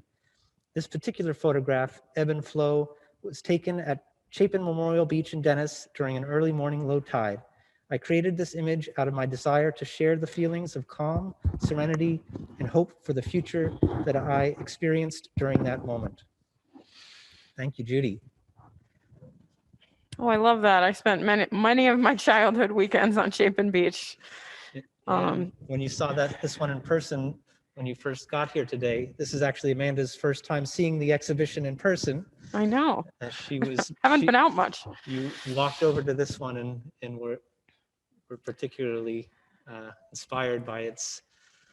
Yeah, I think, panoramas can be sort of gimmicky. I think they are, they can be like a kind of a photography trick in a way. But this one, there was something about the sort of gesture of taking a sweeping shot of the beach. And it's probably hard to see in the video, but there's a little wiggling going on with the exposure. There's some layering of the ripples of the sand. So, it's not quite static and it's not perfect, and things are a little blurry. It's almost painterly, I think, which is really nice. Great. So moving on, we have Suzanne Packer, and her work is this one. At the I am not seeing Suzanne on the panel at the moment. Okay. I can Suzanne, read are it you from- there? Suzanne Packer was the first director of the Cape Cod Museum of Art, and she had a solo exhibition here. I guess it was 2 years ago. Cape Cod Waters Abstracted. And her statement is, she's also a member of the collective known as 21 and Churro and was a founding trustee of the Cultural Center of Cape Cod. Her most recent honor was being awarded the Muse Artist Award 2018 by the Cape Cod Museum of Art for outstanding contributions to the museum and art community. This award included a solo exhibition at the museum titled Cape Waters Abstracted. Known for her colorful still life oil paintings and her white line woodblock prints, she now shows her recent abstract oil paintings, which have been inspired by her days spent on the Outer Cape painting the various water views. Her oil paintings and white line prints are both museum and private collections. Orange Sea Wall is one of the oil paintings inspired by the rocky seawall in the east end of Provincetown. Suzanne is represented by Crossrip Gallery in Harwichport. And what inspired you about this piece, Amanda?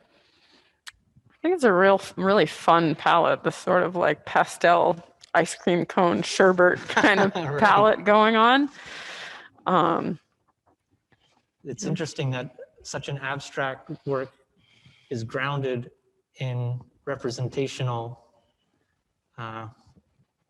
inspirations. And maybe even just the colors and the gesture there. Right. Well, thank you, Suzanne. So let's see, the next artist is Pamela Reddick. And let's see here, which one is hers? Right, the corner right down below, there. I Okay, think. there it is. Yep. And this one is titled Bayside Sunset, acrylic on canvas. Can you hear me? Yes, we can see you too. Okay.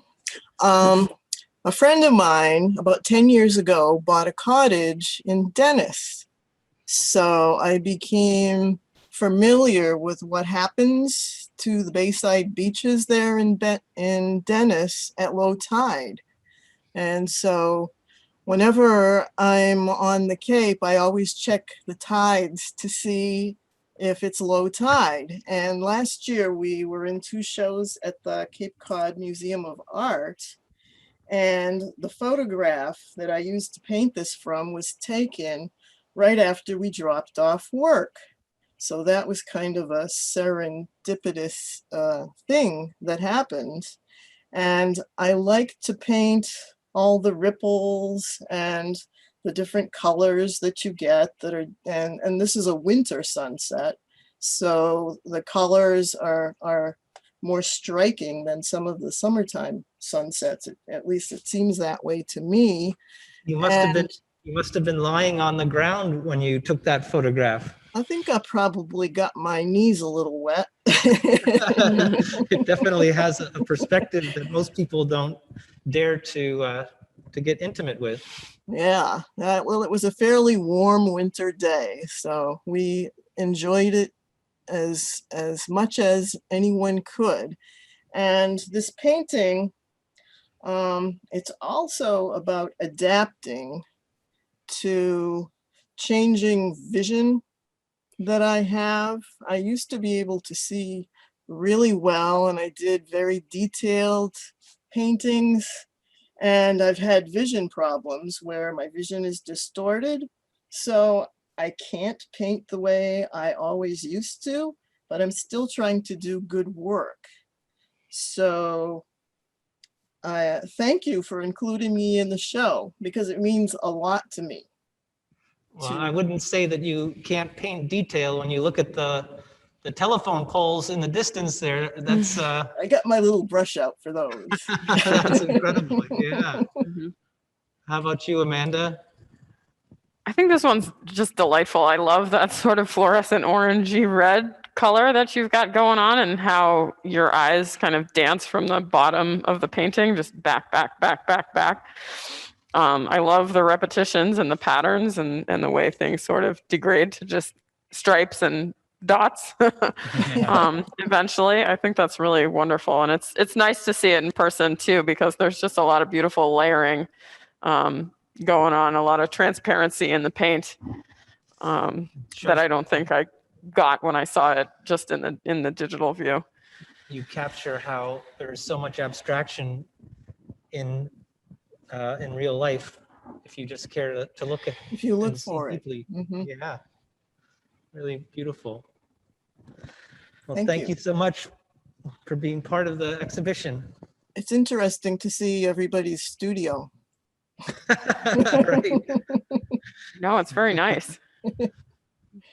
Okay. Did everyone clean their studios before this evening? They look I so did. tidy. Our next artist we have is Doris Mee, and I will read her statement. It's a delightful, very small. And this piece is Collage. called Sea Treasures, and it's mixed media. Yeah, a collage piece. Okay. She says, the creation of this piece started as an abstract design using the blues and greens on my palette and very thin textured oriental papers. I built up the layers of painted paper, images of this, and the images of the sea appeared. As so often happens with an abstract painting, I embraced the idea of the sea adding opaque whites and the reds and oranges. I named the painting Sea Treasures. So thank you very much. And our next artist is Betsy Payne Cook, and she might be with us tonight. Hi. Hello, how are you, Betsy? Very good. Very good. Well, I'll tell you a little bit about both my painting and the process that I use, but this is one in a series that I've entitled The View Below, and it's patterned after a visual memoir of my life, and I take different memories that come to me and I transpose them into that view as if I was looking down into the ocean. And sometimes it's very shallow water that I'm looking through, and it's what do I see within those layers, what's resting at the bottom. Are pieces of shells broken? Are they whole? Are there things that are moving around between them? And all of that has to play with the more of the inner thoughts that I have towards the sea and towards my life. So this one here is called Safekeeping. And it was, trying to convey that feeling of the foam in the shallow water as it comes in, nestles around our feet, and giving it a sense of, calmness and security. What I do, this is a pastel painting, and most of the paintings in this series are done on a board that I create myself by adding textured pumice ground to gator board, which is a very sturdy archival board. And from there, what I can do is I can add multiple layers of gesso and pumice. Sometimes it takes on a very Jackson Pollocky effect where I'm, actually flicking gesso onto the board. And once that dries, I add layers of acrylic ink. And it's after those layers are down, that's when I actually start adding the pastel, which is why you get that very textural quality to it. So that, and again, that goes along with the whole idea is the view below, you're looking through things. So the idea is to leave those layers there for the viewer to get in and actually look a little bit more closely at maybe how did she do that? So you know, I enjoy this series. It's pretty close to my heart. You know, tends to, you know, I work off of shells that I put in water, and then I take tons of photographs of the ocean and the water. So thank you so much for having this evening, you know, for the artists to get together and talk about our work. Thank you very much for making it. Amanda, do you have a comment? This one definitely feels really dreamy to me. So that you talking about how it's, you know, it's based on a memory, and it fits what I felt when I was looking at the couple that you sent, because it seemed like they were of the same series. But for me, this one, what's really interesting is it totally transforms when you get close to it, and you can really get lost in that texture and the gestural strokes. Really delightful. Yeah, there's something about Thank you. applying pastel wet that conveys. It almost is a great way of conveying water, because you can almost see how it went down with water, and so it's and I like the perspective too, Yeah. looking down on. I was gonna say, you kind of feel like you're floating. It just has this lightness to it Right. because of the perspective. You're like hovering above. Great. Well, thank you so much, Betsy. Have a good evening. Okay, thank you again. Okay. Our next artist, I don't know if he's here, but if he is, we'll give him a chance to talk a little bit about this work. Spencer Stewart, The Storm. Hello? There he is. Hi, Spencer. Hello. Will you tell us a little bit about your artwork? And maybe we should mention the materials, because it looks pretty multimedia.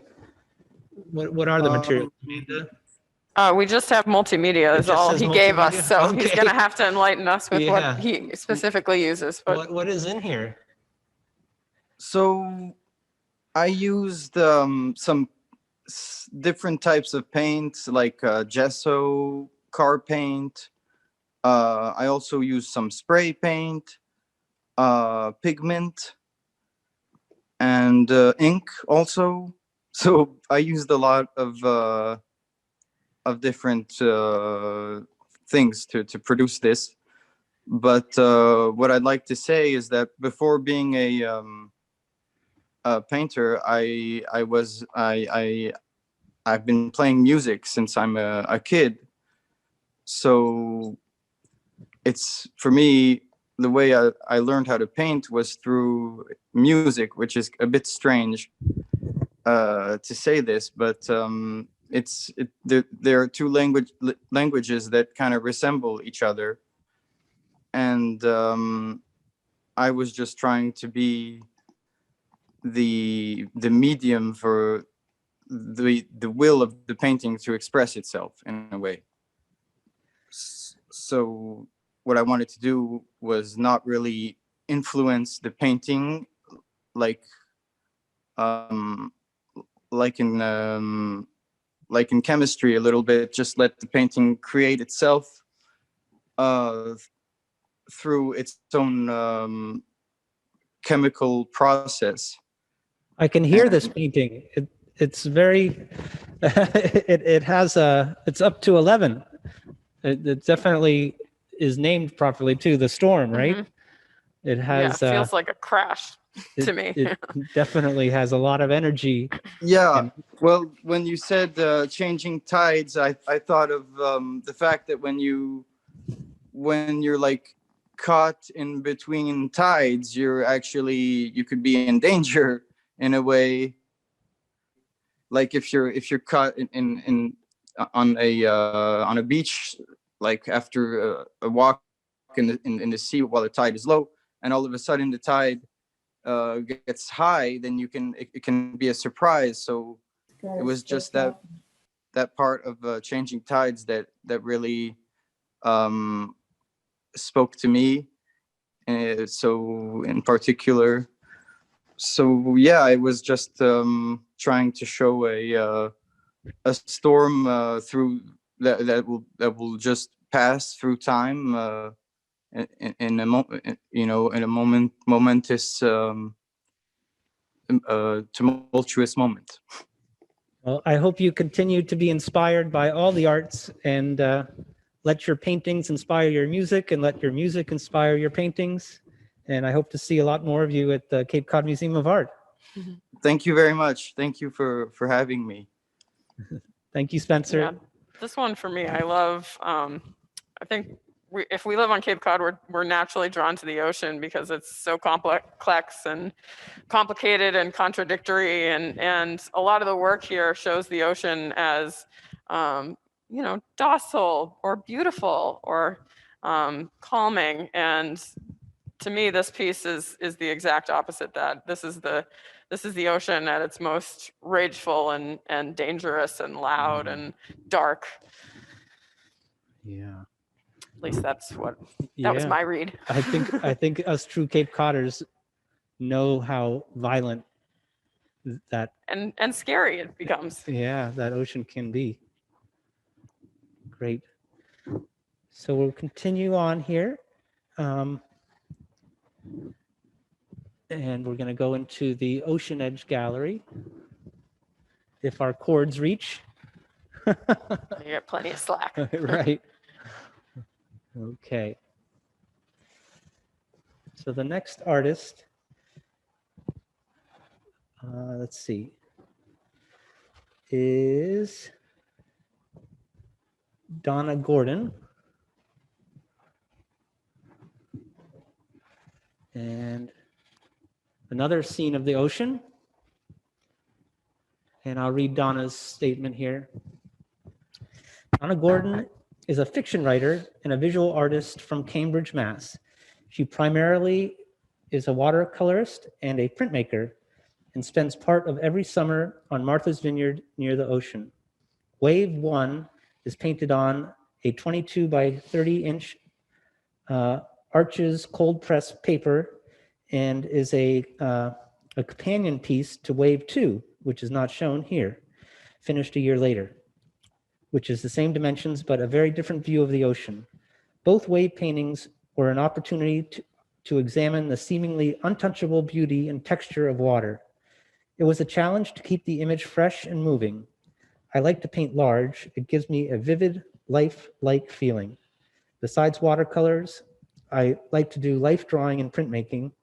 I'm working on a series of figurative monotypes on the theme of broken beauty.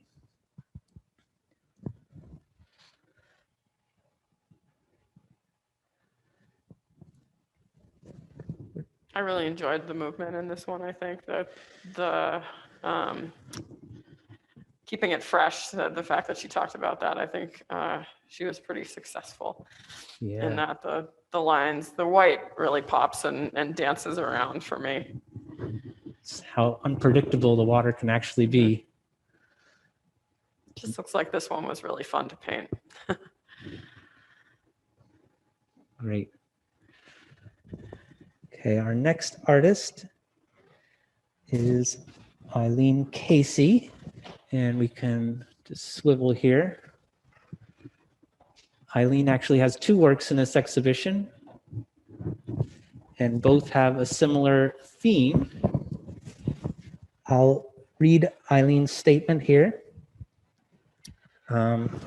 This one is Against the Flow, and the other one is Finding a Way. Thank you for including my work in the CCMoA members show. I feel like both my pieces address the theme of changing tide. Against the Flow was an experimental work. I used acrylic inks and soft pastels with lots of water. I wanted to indicate the flow of water in a tidal pool and how it moves against and around the rocks. The water will change the rocks imperceptibly over thousands of years as they stand against the tidal flow. The water eventually changes course around and over the rocks with the tides. Finding a Way, that's this other one. We'll swivel around here. Right. Okay.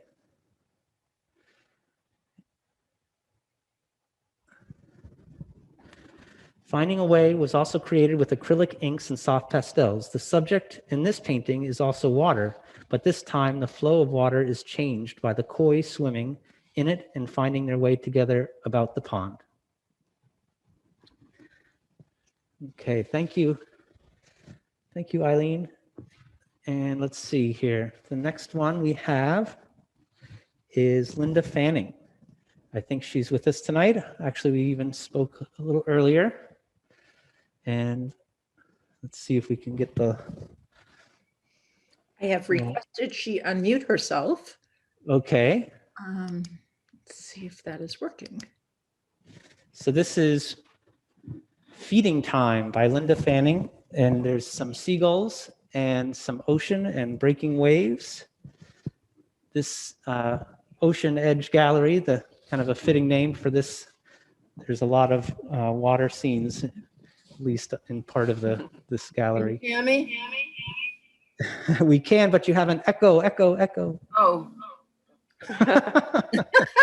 Sorry about that. All right, is that better? Yes, yes.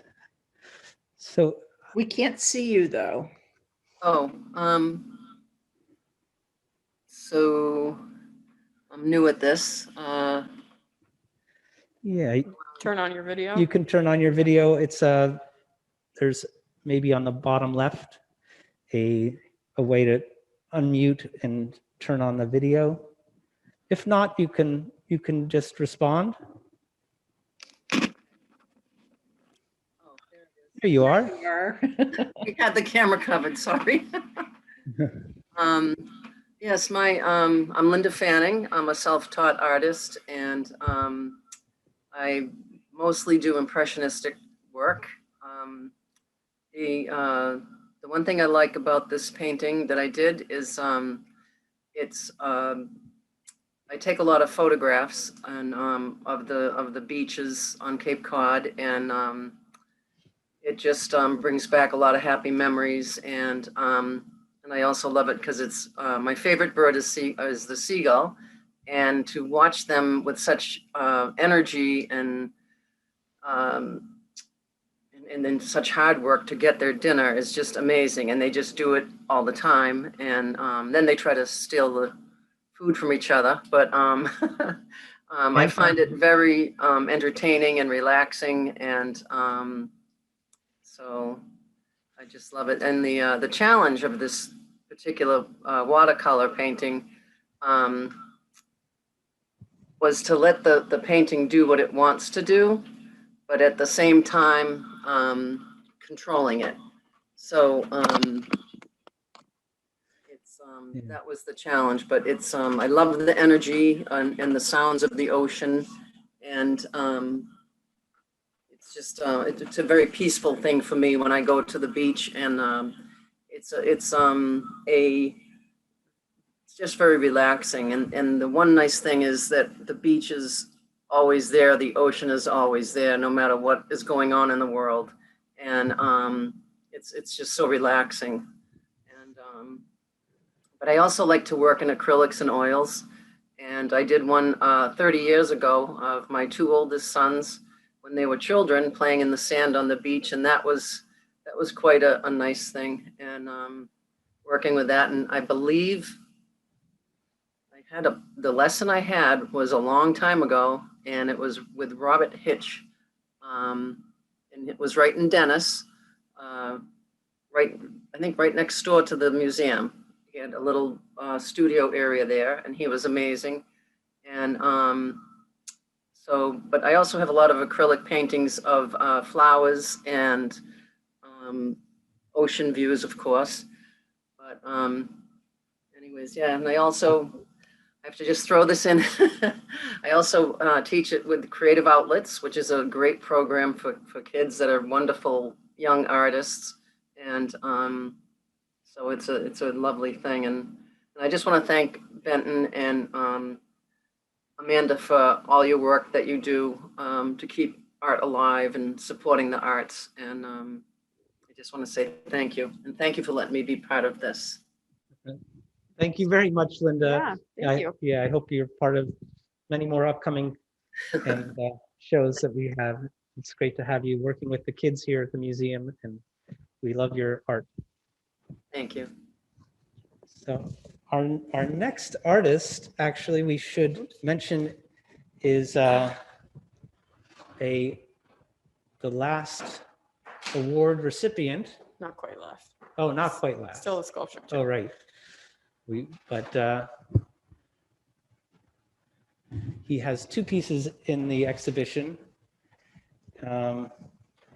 So these, I don't know if you can see both on the screen or just one. Yeah. I'll zoom out there. You can see both. So the artist is Richard Pollock. Title is A Woman and a Man, and it's fresco on MDF board. And I should say about the awards that it was really hard to pick the favorites, and I was definitely pacing around doing laps, trying to narrow it down. Right. I like the idea you had of picking one from each category: a sculpture, a print, a photograph, and this is loosely a painting, but it is very painterly. So I Counts think as a painting. I was really drawn in by these figurative pieces. I think the sort of metaphor for me, the connection to the theme, was just thinking about what happens when you totally remove these figures from any sense of space or place. They're completely taken out of their context. But at least these two, there's just a really nice gesture. They're holding hands. They're moving together forward towards the light, it seems to me. So kind of that idea of change, of kind of moving forward, making progress. And then technically, these are just so delightful too. The fresco is just a really interesting surprise in terms of the texture, and there's a little gritty, kind of reflective material going on in here. And there's just a really nice touch to them both. So when Richard came to drop them off, I asked him how he got involved in fresco. And fresco is painting using different plasters. And he mentioned that he was doing plaster work in architectural restoration in Boston. And he said a lot of his subject matter comes from the streets of Boston and also the material. So he's really inspired by what he does and what he sees. And I really also enjoy, like you said, you could see little glints of shininess when you come and see them in person, where the silica comes through. They're very, very sensual and very, the texture is so, so deep. I would say that it's just, you can tell it's heavily worked and really rich. Really rich. There's a good one. So congratulations. There's Leslie Kramer, and she has a print here, and she might be joining us if she's around. And I don't see her here. Okay. Yeah, so Leslie is a printmaker. She's taught printmaking here at the museum in the past, and it's kind of hard to see this piece, but it's very interesting that it has all these eyes looking at you and parts of faces, and it's really intriguing. Yeah, I hadn't noticed the eyes. You didn't notice those eyes? Not when I saw it, on my computer screen. But yeah, woo. Yeah, right. So, very mysterious piece by Leslie. So we're going to continue now to Michael Giapunto. Michael has a piece here, and he asked if we could read his statement. Michael has been the exhibitions curator here at the Cape Cod Museum of Art, and he has taught art here at the museum. And I think everybody in the community knows Michael quite well. Mm-hmm. His piece is titled Night Dreaming, and it's mixed media collage. So this piece is part of a large project of 35 pieces that I made as a result of the COVID-19 shutdown. The idea that one can be a daydreamer is wonderful, and now one can become a night dreamer. This piece shows that a daydreamer can continue into the night. I like the solitude of this piece and the calm darkness. I didn't have any challenges in creating this art. Besides working with mixed media and collages, I'm also a painter. So it's rather small work, and it has a little bit of a feel of like the Monty Python-esque, the way they have the cutouts and Yeah, they're sure. animated and, Yeah. and things are moving and playful. Oh, maybe that's why I liked it. Yeah. So Michael has such a range of art, and he's a very, very creative person. We wish you well, Michael. Okay, so moving on, we have Joyce Zavorkis, if she's here. Let's see. Yep. Okay, great. This piece is titled, Let me run up. yeah, Tide Creature 2, monotype on paper. okay. There she is.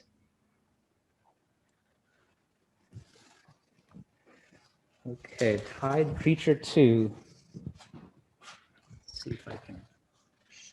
Joyce straighten it. needs to unmute herself. Her video is there. Okay. While she's doing that, I'll straighten out part Okay. here. Is that good? Perfect. Okay, good.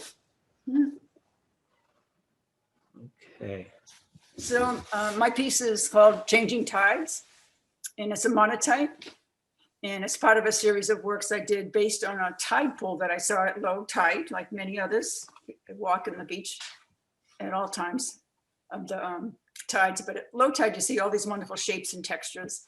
And one day I saw a pool, a tide pool that was circular in shape, but it had this rivulets of water contributing to it. And afterwards, when I got it home, I looked at it and it looked kind of like a little humanoid creature. And for me, it became like a little avatar that had an adventurous spirit and an inquisitive mind like me. So I let this little creature create itself on large pieces of plexiglass. And I used oil bar to begin a drawing. And then one thing led to another. It just sort of created itself. And I ended up playing with this little tide pool creature for about nine or more variants. And the original tide creature was just this little tide pool in the sand. But I've always been very close to nature. As a child, I spent all my summers in a little cramped cottage near Cooksbrook Beach. And we would go out and we'd play down at the beach. And so I find myself drawn to the beach a lot. And actually, I use that same shape of a tide creature in a smaller work, a smaller print. This one's called Ocean Odyssey, and it's the same little tide creature that I saw, but I made it into an etching. And this etching was part of an exchange exhibition with England. The Tamar Valley Workshops had an exchange exhibition with Cape Cod printmakers. So that was a wonderful experience to create a brand new piece that was going to go to England. And we had our show, we had our exchange show with them.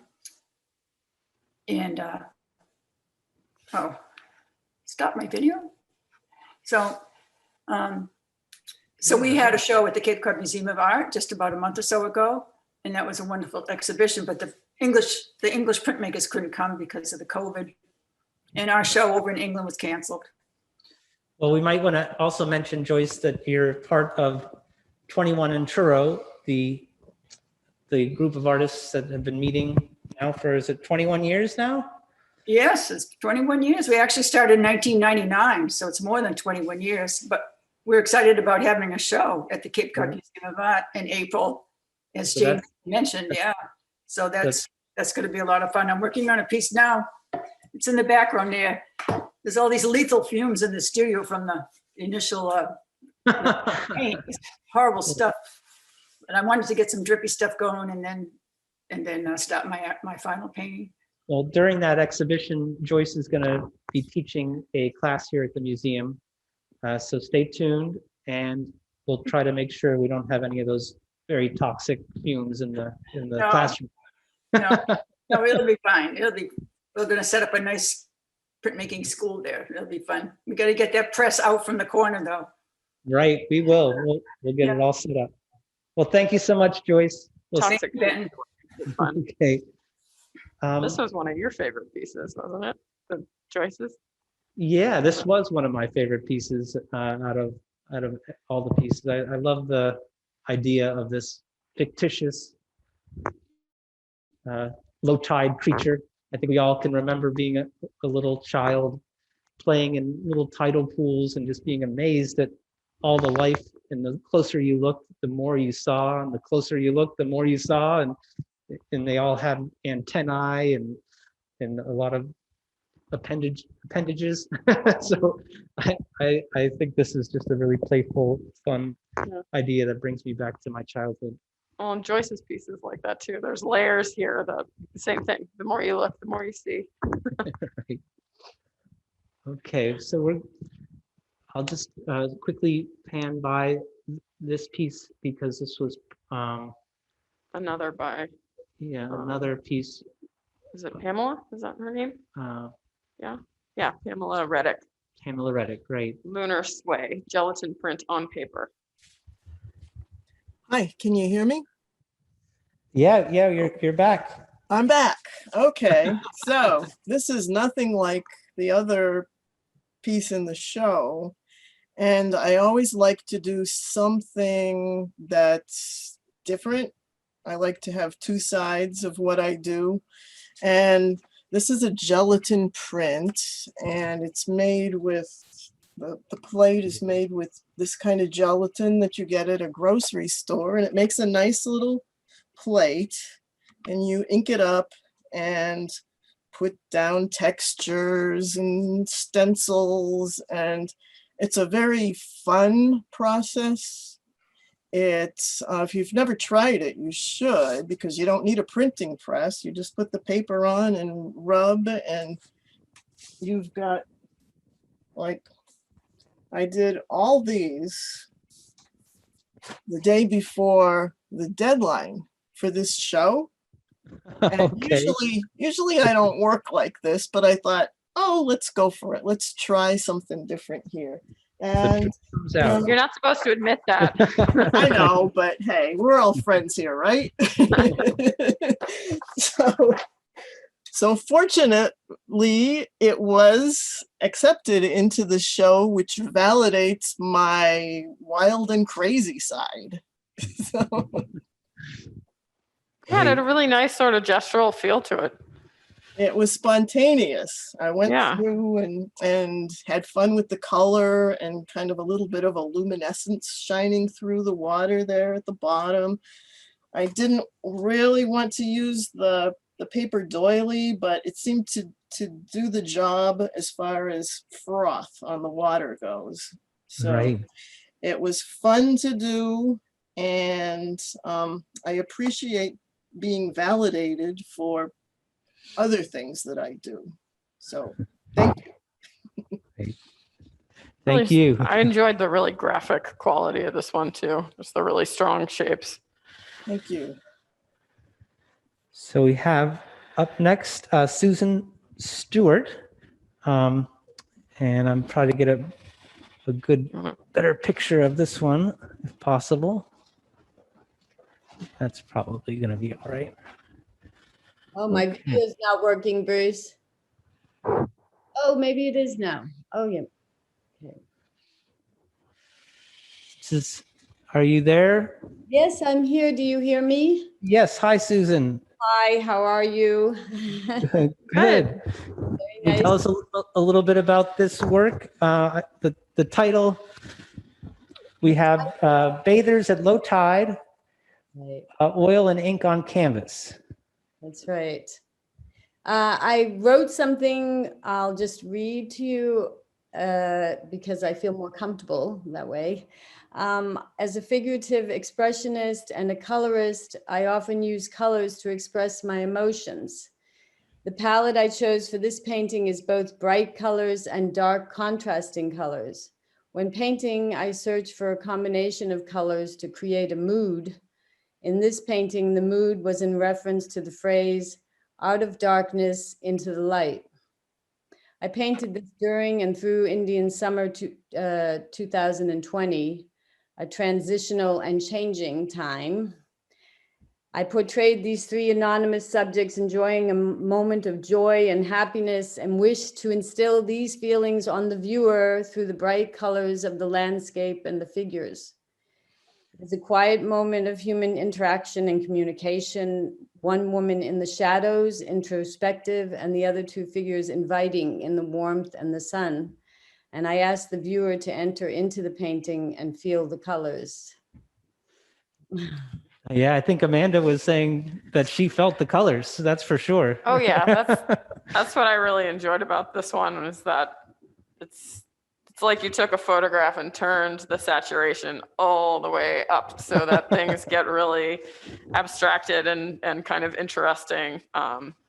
So yeah, I mean, I do work with my own photos, and I do manipulate the photos. And actually, I feel like my photos is also part of my art, because I have, worked for many years with photo taking, and it's a big process for me, the whole thing. The photo part can take as long as the painting. And well, not as long actually. That's not, but it is a process. And then from there, I go off into trying to be more lyrical and rhythmic and with color and trying to make the colors all come to a perfect combination where we can really just enjoy it and feel the joy and the brightness, which I think we're seeing a little bit in our lives right now. It seems like a place I'd like to visit. Yes. It feels a little sort of like Alice down the rabbit hole to me too. It's like it's Right. reality, but things are not quite right. Yes, it is a bit psychedelic. I do like to work with very, very bright colors because I really enjoy color. I love color. It's very important to me. And I think that it gives us a great source of happiness, Great. Yeah, this one's fun. Well, thank you very much, Susan. Looking forward to seeing you. I know you came from living overseas for a while, so welcome back to the US. Exactly. And yes, we're just back in America after 30 years of being away, back on the Cape where I came from. so we're welcoming you back with open arms. Thank you so much. Thank you. So moving on, we have a fisherman, and I'm going to try my best to pronounce. Was Martha Little Fuentes? Yes, Fuentes, Martha Little Fuentes. Channeling Santiago is the title, and it's oil on canvas. She writes, I was inspired to paint Channeling Santiago after watching a lone fisherman struggling to bring in his catch. He seemed unfazed as the seagulls behind him stole his fish. There was a nobleness and a beauty about his perseverance that reminded me of Santiago, the main character in Hemingway's novel, The Old Man and the Sea. It also seemed a fitting metaphor for our perseverance to get through the hardships of this past year. So that's a similar scene, not only in in The Old Man and the Sea, but also here on the Cape. So it's something we're very familiar with. And for me, I think it connected to the way that the Cape is changing and the fact that there are very few working fishermen still left. That's true. So that I thought this was a nice glimpse into, you know, sort of documenting that Right, the that changing part of the tide. population. That's interesting. Okay. Um, so the next one I John have is John Reddick. If this one he's here. able to join us. I'm here. Is here. Okay. Let's see if we can. Hopefully we can zoom out far enough. Yeah, let's see. It's a. You see me? Oops. Okay. Yes. Sorry, Nick. Now we'll zoom out here. Whoa. Wow. Okay. Okay, there we go. Okay. Can you hear me? Yes. Go right ahead, John. Okay. This is an nocturnal sea, and to me, it represents kind of a mood or the mystery of an undulating dark sea at night, and it has a kind of a wildness that I was trying to capture. And I guess I should explain a little bit about my process. I pour the paint. I use a liquid acrylic paint, and I do a lot of pouring. And on this one, I don't think I even see any specific brush work. I mean, I use a brush while it's wet, but I mean, as far as leaving something permanently that way, I don't think I did that so much. And what I try to do is I try to just sort of let the paint be itself. I've heard a lot of the other artists tonight speak about that because the paint itself has some really interesting effects.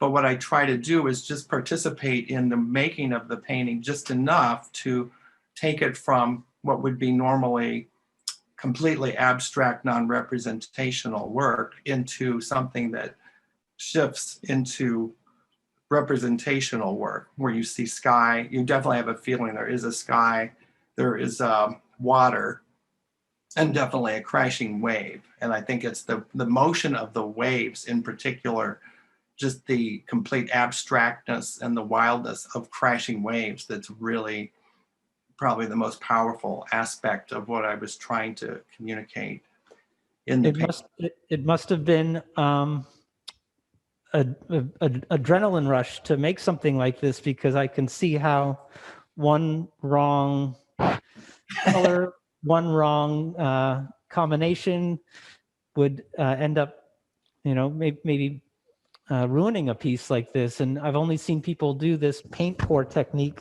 on maybe 12 by 12 canvases, or maybe a little larger, but nothing in this scale. Right. It takes a while to work in that. Like you have to, it's kind of scary as you do larger pieces, but you just kind of have to go for it. And of course, they don't always work out. And I've learned on many pieces that I can have something years ago when I painted something, if it didn't come out, I just say, oh, well, that didn't work. But I've learned I can actually paint over or, you know, make changes to the paint. I was actually kind of afraid to do that before, but now I don't have a problem. If there was one area that bothered me, I'll go fix it or resolve it, or you know what I mean, to make it work. But I think on this one, this happened all at once, I think, but I'm not sure. But you know what else I like is the paradox of how the paint is liquid and you're representing waves, which are liquid. And the whole thing of being out of control and controlling, I think, is something that I'm really interested in. You know, like just how much is it, you know, I'd like to think that it didn't all happen exactly by accident, you know what I mean? But you have to play on the effects and then try to push it into something that, you know, maybe represents something like the ocean. Great. But it was that's really interesting. What I find is also fun is that for me, there's a fun play of scale. You know, it can look a little bit like you're zooming way out, and this is sort of like a drone image of some sort of crazy coastline, or you could be zooming way in on something. Right, macro, micro. That it can go kind of both ways. Yeah. So your perspective is sort of not really known, right? Or where you're. Yeah. Right. Great. Up close, There's a really nice glossiness to it in person too, which I don't think is coming across in the video, but it's got a really nice surface on it as well. Yeah, and texture. Yeah. So thank you, John. Thank you. Okay. So we're going to move out of Ocean Edge. We're almost there. Yeah, we're getting to some of the last works here. We do Thank you, have everybody, for hanging in. yeah, right. We do have Carla Winterbottom. I just want to quickly go over and give her a chance to talk about this piece here, if she's still with us.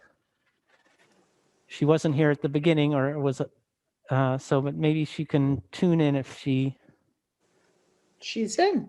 I'm here. I figured it out. Great, Carla. Carla's coming to us from Chicago. She visits the Cape quite often during the summers and takes classes here on the Cape during the summers. And we're very happy she submitted to Changing Tide. Thank you. Happy to be in the exhibit. I'm actually in Florida, though. Oh, you are? Chicago. You get around. So I'm close to the ocean. Anyhow, this particular piece kind of operates on a few levels. It's almost about the changing tides of community. When I first started coming to the Cape, I felt I stepped into this ancient tableau, which is kind of being lost, but I captured in my photos and put it together with feathers from the beach, playing with abstraction and representation. So there's a few levels of Yeah, we should mention it. Multimedia. The title's Dioptic, and Dioptic. Yes. I didn't look it up, but I would assume it means. It's about double refraction of light. Okay. And I've always been intrigued by just how our eyes take in our world, and we can only assume other people see our world the same way.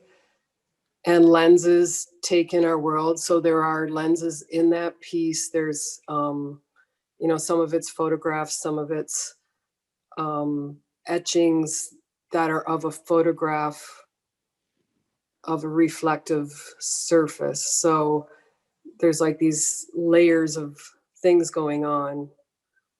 That round image there is like a mirror that someone has looking into their driveway.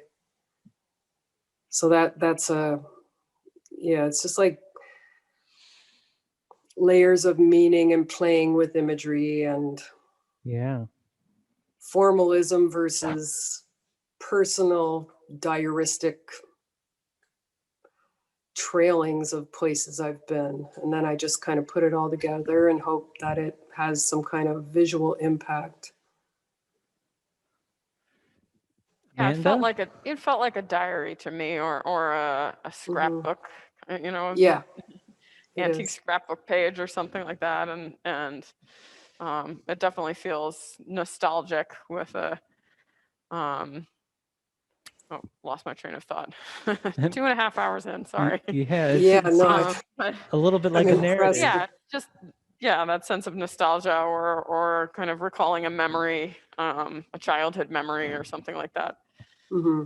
Yeah, I put a lot of weight on nostalgia, memory, and time. And people have often thought that my photos were all vintage, which I took as a compliment, because even though they're contemporary, I look for that kind of timeless spot and play that up, I guess. So nostalgia is a important little tone. Thank you for your perseverance tonight, getting on Zoom and joining us. And thank you. And thank you for your artistic vision. Cheers. Cheers. Okay.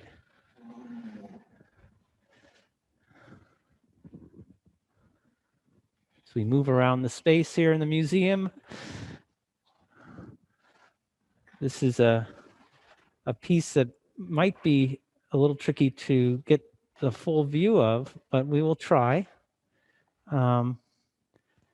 It's a sculpture, and it's by Claudia Flynn, and The title? I think it's called Residuum. Residuum. And the materials, it's sort of a lot of found objects, obviously, but it's medical scans, charcoal, skeleton, and wood armature. There is a seashell, a very prickly seashell in a drawer that's pulled out, and there's what looks to me like charcoal in the drawer. Yeah. So a lot of meaning and layered meaning behind this piece. And this piece was my final pick for the juror's choice, the sculptural winner. It just is sort of haunting to see in person here. A sense of memory. I think the palette is really interesting. A lot of black and white and gray, and the X-rays become kind of ghost-like. And it's also sort of figurative, the overall composition of it. You've got this strange piece of furniture And the chest looks like it was pieced together. I don't know. The chest X-ray looks like where the chest would be, right? Right. Yeah. And the legs of the piece of furniture, kind of feel figurative for sure. She had a statement too. Yeah. Would you like to read that one? Residuum is a symbolic statement that reflects this vulnerable time we are navigating, struggling and coping in the time of this COVID pandemic. We are all thrust about by unpredictable forces more powerful than each of us or the collective whole. Compounded grief can emerge at such times of confusion and loss. This work aims to illustrate the delicate balance and potency of a living being. Great. And I do just think it's interesting. You've got a shell, which is, an invertebrates and bones, so to speak, and then, the X-ray bones. It's very sort of haunting and ghostly in a way. The cycle of life and death. Okay. Okay, home stretch. Yeah. So this is the inner area here, and it was interesting. There a lot of dune scenes I chose for the center. Amanda picked all the artwork, and then I put it together in the space. So let's see. We have. It's fun to see your choices and the pieces that you put next to each other. Thank you. Barbara Hageman. Let's see. Okay. Let me do my job of reading the title here. Okay. Yeah, the title. This one is titled Thoreau's Summer View, and it's oil on canvas. So what does this piece mean to you? It is one of my favorite spots facing the Atlantic, and after reading Thoreau's Cape Cod, it seemed a perfect scene to paint. What presented a challenge to you in making it? The summer mornings can be misty, and I wanted sunshine at dawn. Initially, I had a gray day, so I blocked in the painting and waited until the morning sun appeared to complete it based on the vision I had in my head. Do you work exclusively in this medium? If not, what kinds do you work in? Oil is my primary medium of choice, but occasionally I will work in acrylic or watercolor. So yeah, it's a lovely piece with very rich colors and textures. It's definitely worth seeing in person. Yeah, this is another one of those that's a more traditional take on a landscape or seascape, obviously. But again, yeah, sometimes they get it right, and it's really wonderful. Right.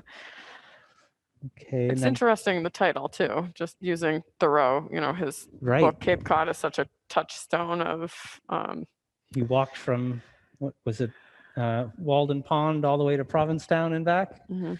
So yeah, this could be one of his viewpoints on his trek.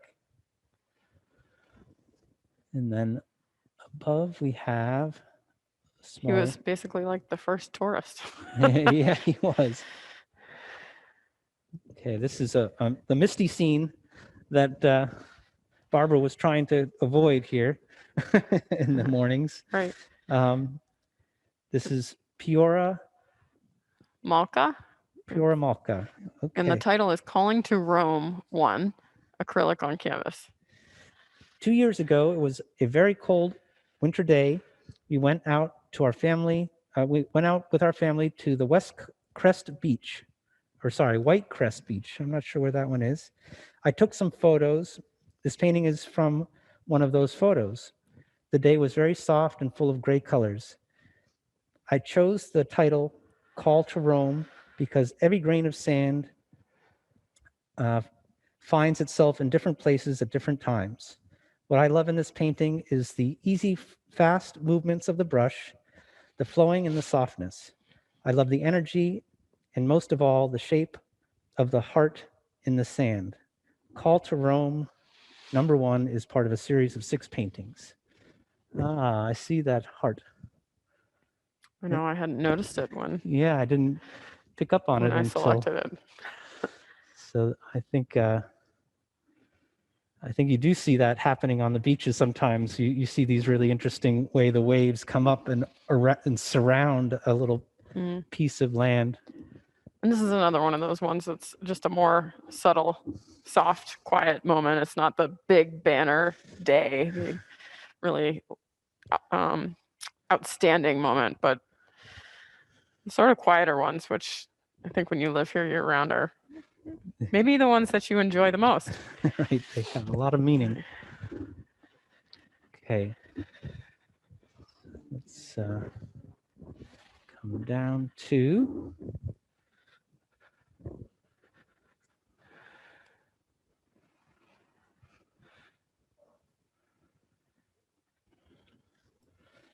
so this artist is Deirdre Tao. And it's titled Winter Dunes, acrylic on canvas. Deirdre, are you with us tonight? Yes, I am. Hi. Hi. How are you today? I'm Tonight. great, thanks. Tonight, I know. I just want to say thank you to both of you. You've probably been on your feet for a long time and having to do this through masks. So I think I speak for all of us that we appreciate you. Well, thank you so much for this is what we live for, art is our center, right? And but thank you for creating your beautiful piece of artwork tonight. Oh, thank you.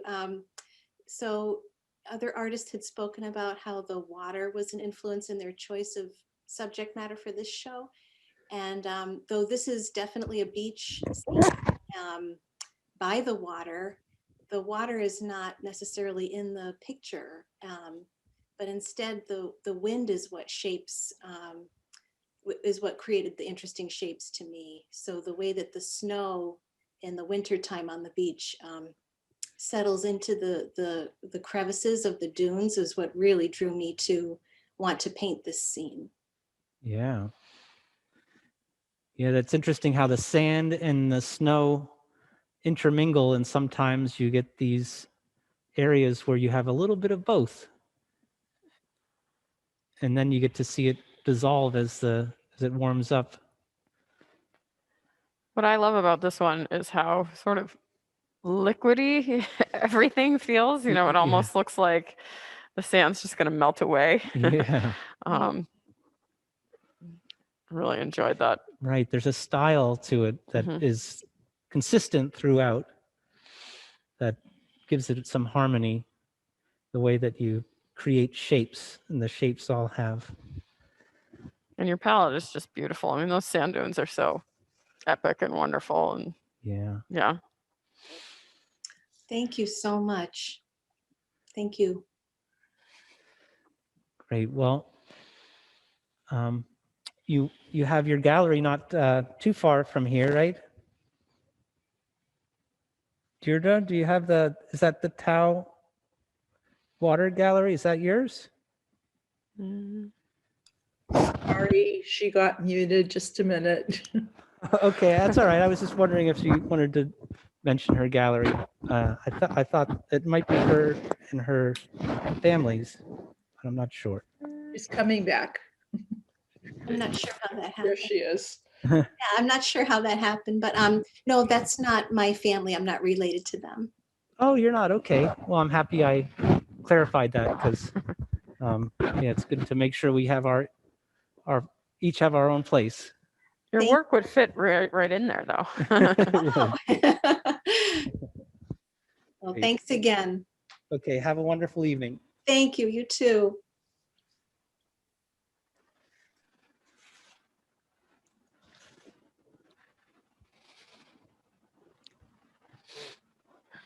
Okay.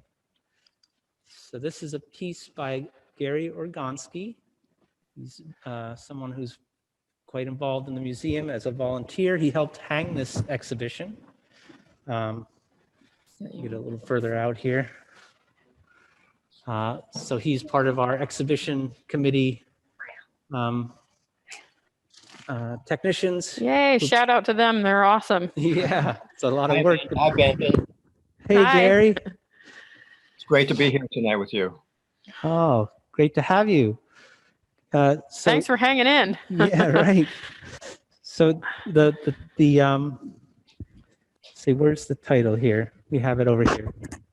It's Yeah, sorry, I'm slacking off again. Gary Blue Orgonsky. Siren Bullseye, wood, brass, cast iron, glass, and steel. So Blue Siren Bullseye. And I think we can see the bullseye right here, bullseye glass. Yeah, there's actually three pieces. That there's the cobalt blue that's lit up, and then there's the other two that are bullseye glass pieces. Oh, right. As well. So the title is kind of a recognition of some of the events in the changing tide of our lives at this point. The cobalt blue is kind of a reference to police lights, but it's, when I say blue siren, obviously blue is a visual and siren is an auditory, and bullseye kind of refers to targets and shooting, as well as the three bullseye pieces of glass in the piece. So it's that's kind of where the title came from. But when I started the piece, it, like some of the artists said they weren't really sure where their art was going. And when I started this, I really didn't have a big idea of where it was going to go. The piece of wood is the top part of my front door. So I just put some trim around it with copper paint to make it look like it's actually copper. But as you read, Benton, there's a glass, copper, brass, stainless, steel, and there's a glass refractor in there. So there's a very small LED light, and then there's a refractive piece of glass inside the cast steel there. And that piece of brass is from a coat rack, a hallway coat rack that I kind of modified. So I wasn't, as I said, I wasn't really sure where this was going, but I really started with a cobalt piece of glass, and it just fit into the piece of cast iron, that black piece of cast iron. And so I kept playing with it, and I really wanted to do something with it. And behind that is part of a sink drain, a brass piece of sink drain. So I kind of made it fit into the coat rack. And then I started putting it together. And then one of the problems, or one of the challenges of this piece was it's very, very top heavy, and it's also front heavy. So I had to figure out a way to kind of anchor it down. And I had a base from a previous sculpture, that very, very heavy piece of steel base at the bottom. So that worked out fine because it's heavy enough to hold it up. And when some people say they put everything but the kitchen sink in, in this case, you did put the kitchen sink in. A whole new level. Yeah, right. part of the kitchen sink. But as I had a battery in it, and I had an off-on switch, and it was working fine for the couple of months after I made it. And I even switched out a brand new battery for the show. And I set it up, it was all working fine. And then I came back in the next day to help hang this show with the other pieces. And I just couldn't get it to turn on. So that was probably the other challenge. And Benton and Nat graciously sprung into action and converted it from a battery powered light to a plug-in light. And that was pretty amazing. I thank you for that. But I just really had a lot of fun with the piece, and I hope it says something a little, something serious, and also gives anybody who looks at it, some reflective thought and introspection, and what might it mean, and how does this work? But I think titles are really, really important.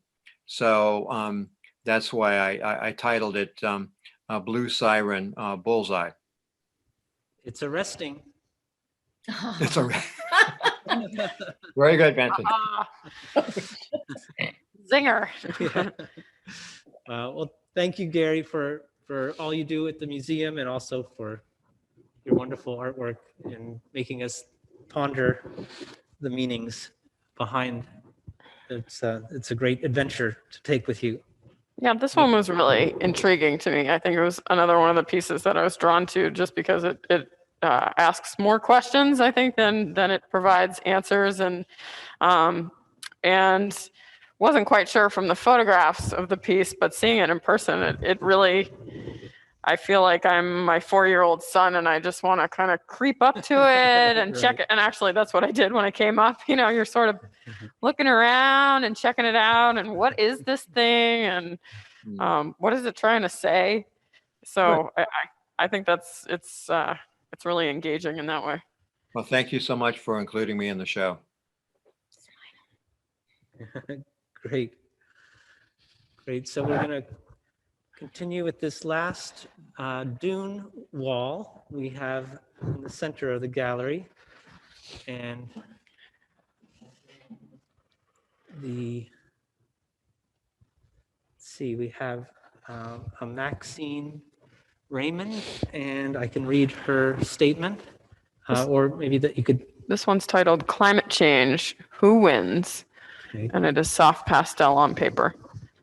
The changing tides theme of this exhibit suggested two things to me: the literal continuity of the daily movement of the sea, as well as the hope that the changing political tides will address the desperate issues of climate change that face us. My pastel depiction of the tide assaulting the dunes presents to me the question of who wins. My intention was to simply depict the moments of holding one's breath as the tide approaches the dune, threatening erosion. Yeah, I see a much more peaceful view of, from this work, just because it's so, the colors I think are soft, and so the ominousness eluded me until I read the statement, actually, because it seems so soft and. It's really beautiful. I mean, it's so beautifully rendered. Right. Just a wonderful representational piece. But I guess just being on the Cape and looking at any dune, you see that that's where the sea meets the shore, and they're always retreating.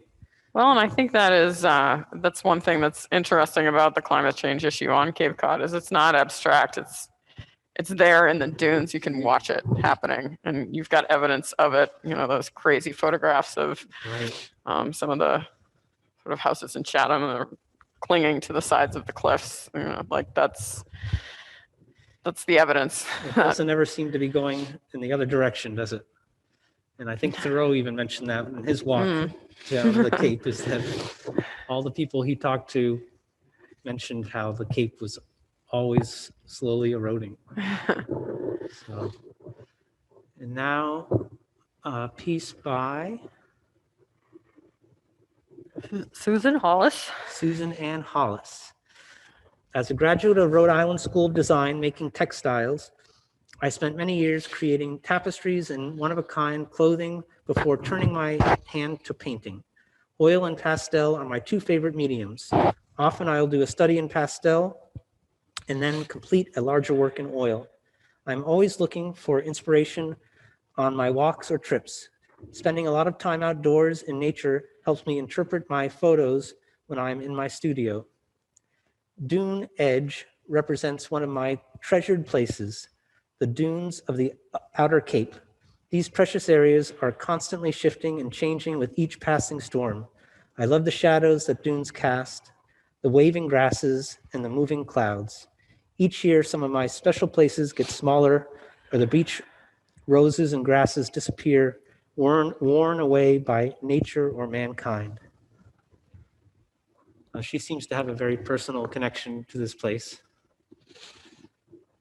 And these two together actually make a really nice pair because they are, part of the reason I picked these two was just, again, they're really beautifully rendered representational paintings.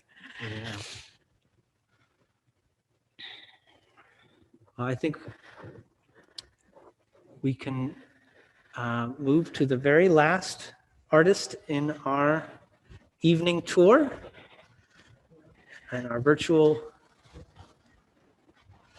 exhibition reception, and that is Kenneth Hockey. And Kenneth might be with us tonight if he's still awake.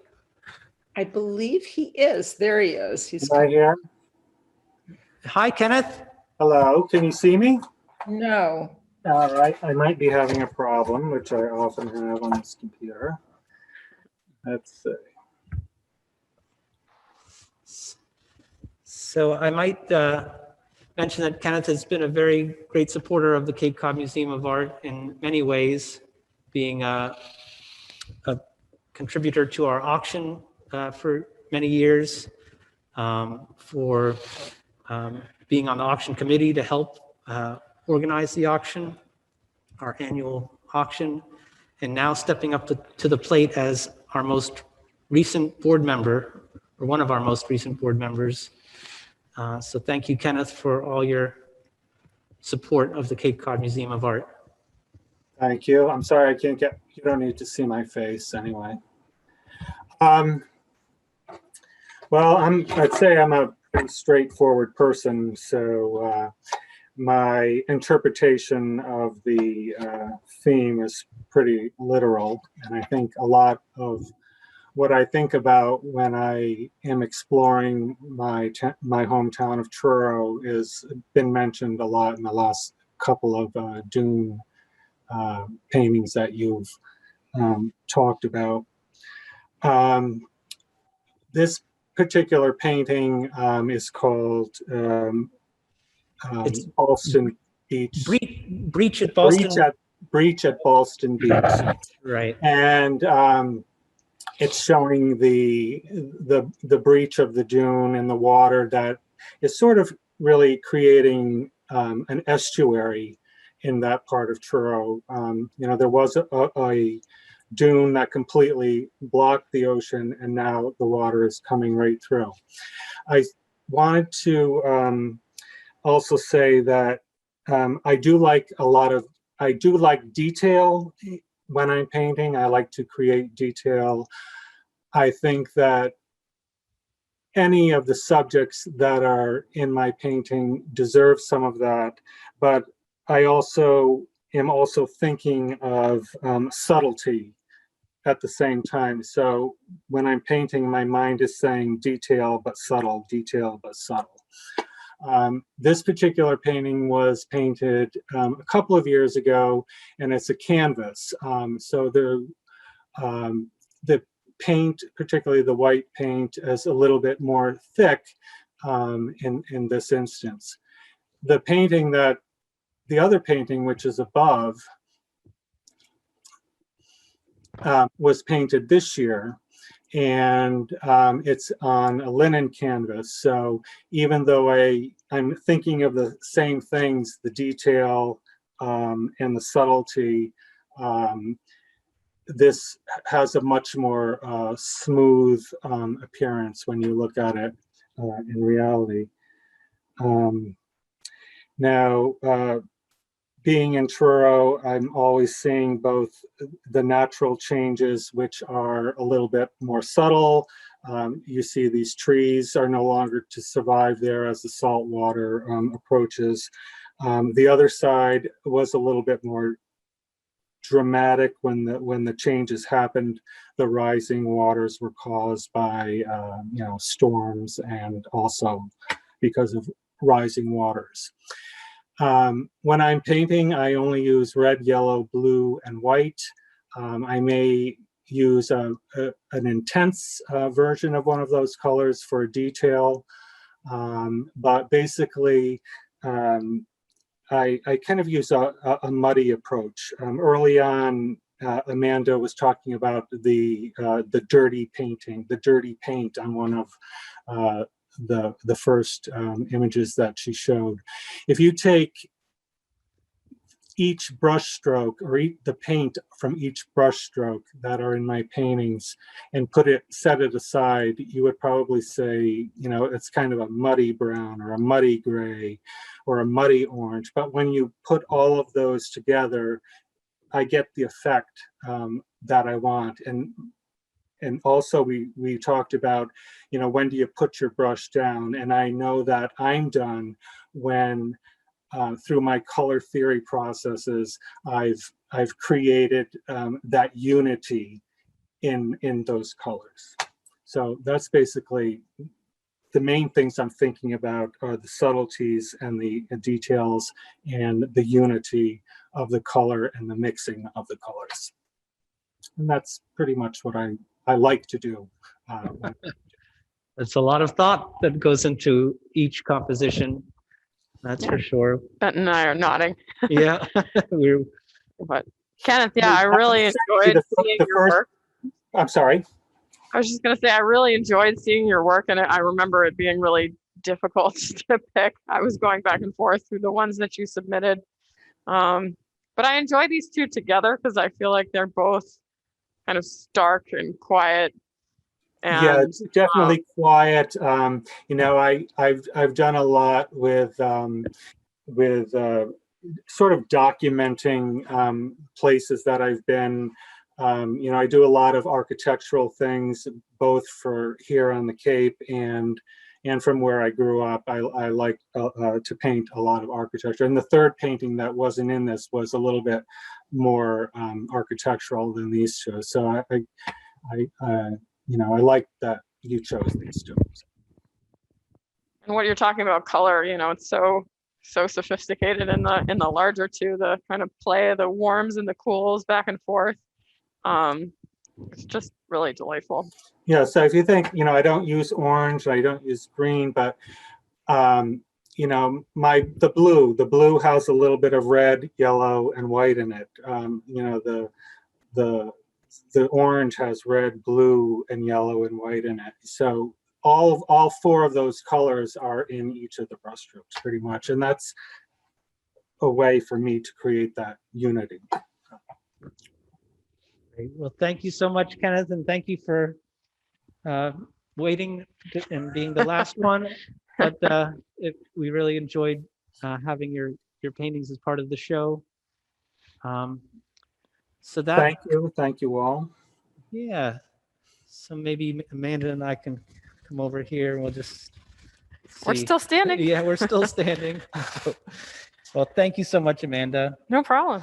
Yeah, and I want to thank Joyce Gromer, who's upstairs helping switch between artists and the gallery views here. We also want to thank all the artists who submitted to the show, those who didn't get in and those who did get in. It's really a testament to the level of fine art here on the Cape. Great to have it all in one big hall. We want to give special thanks to Mark Prue, Alice Gaelic, Richard Pollock, and Claudia Flynn, who each won an award tonight. Of course, thank you, Amanda. And Frank Ostrander, who helped me put this contraption together that you can't really see, but we couldn't do it without the technology and somebody who knows how to operate it. So thank you so much, Frank. So please consider entering our next juried exhibition, which is Insight. And I hope to see you in the museum. We are open Thursday through Saturday, 10 to 4, and then Sunday, noon to 4. And we're also open on the first Thursday of the month, free of charge from 4 to 7. So come anytime you can. We'd love to see you and enjoy the virtual components that we're learning how to tackle these days. It's an interesting experiment. Yeah. The very first one. Yeah. Everybody stayed till the end. Great. Thank you, Amanda. Thank you, everybody. It was a real pleasure. Oh, yeah. All right. Arm bump. Bye, everybody.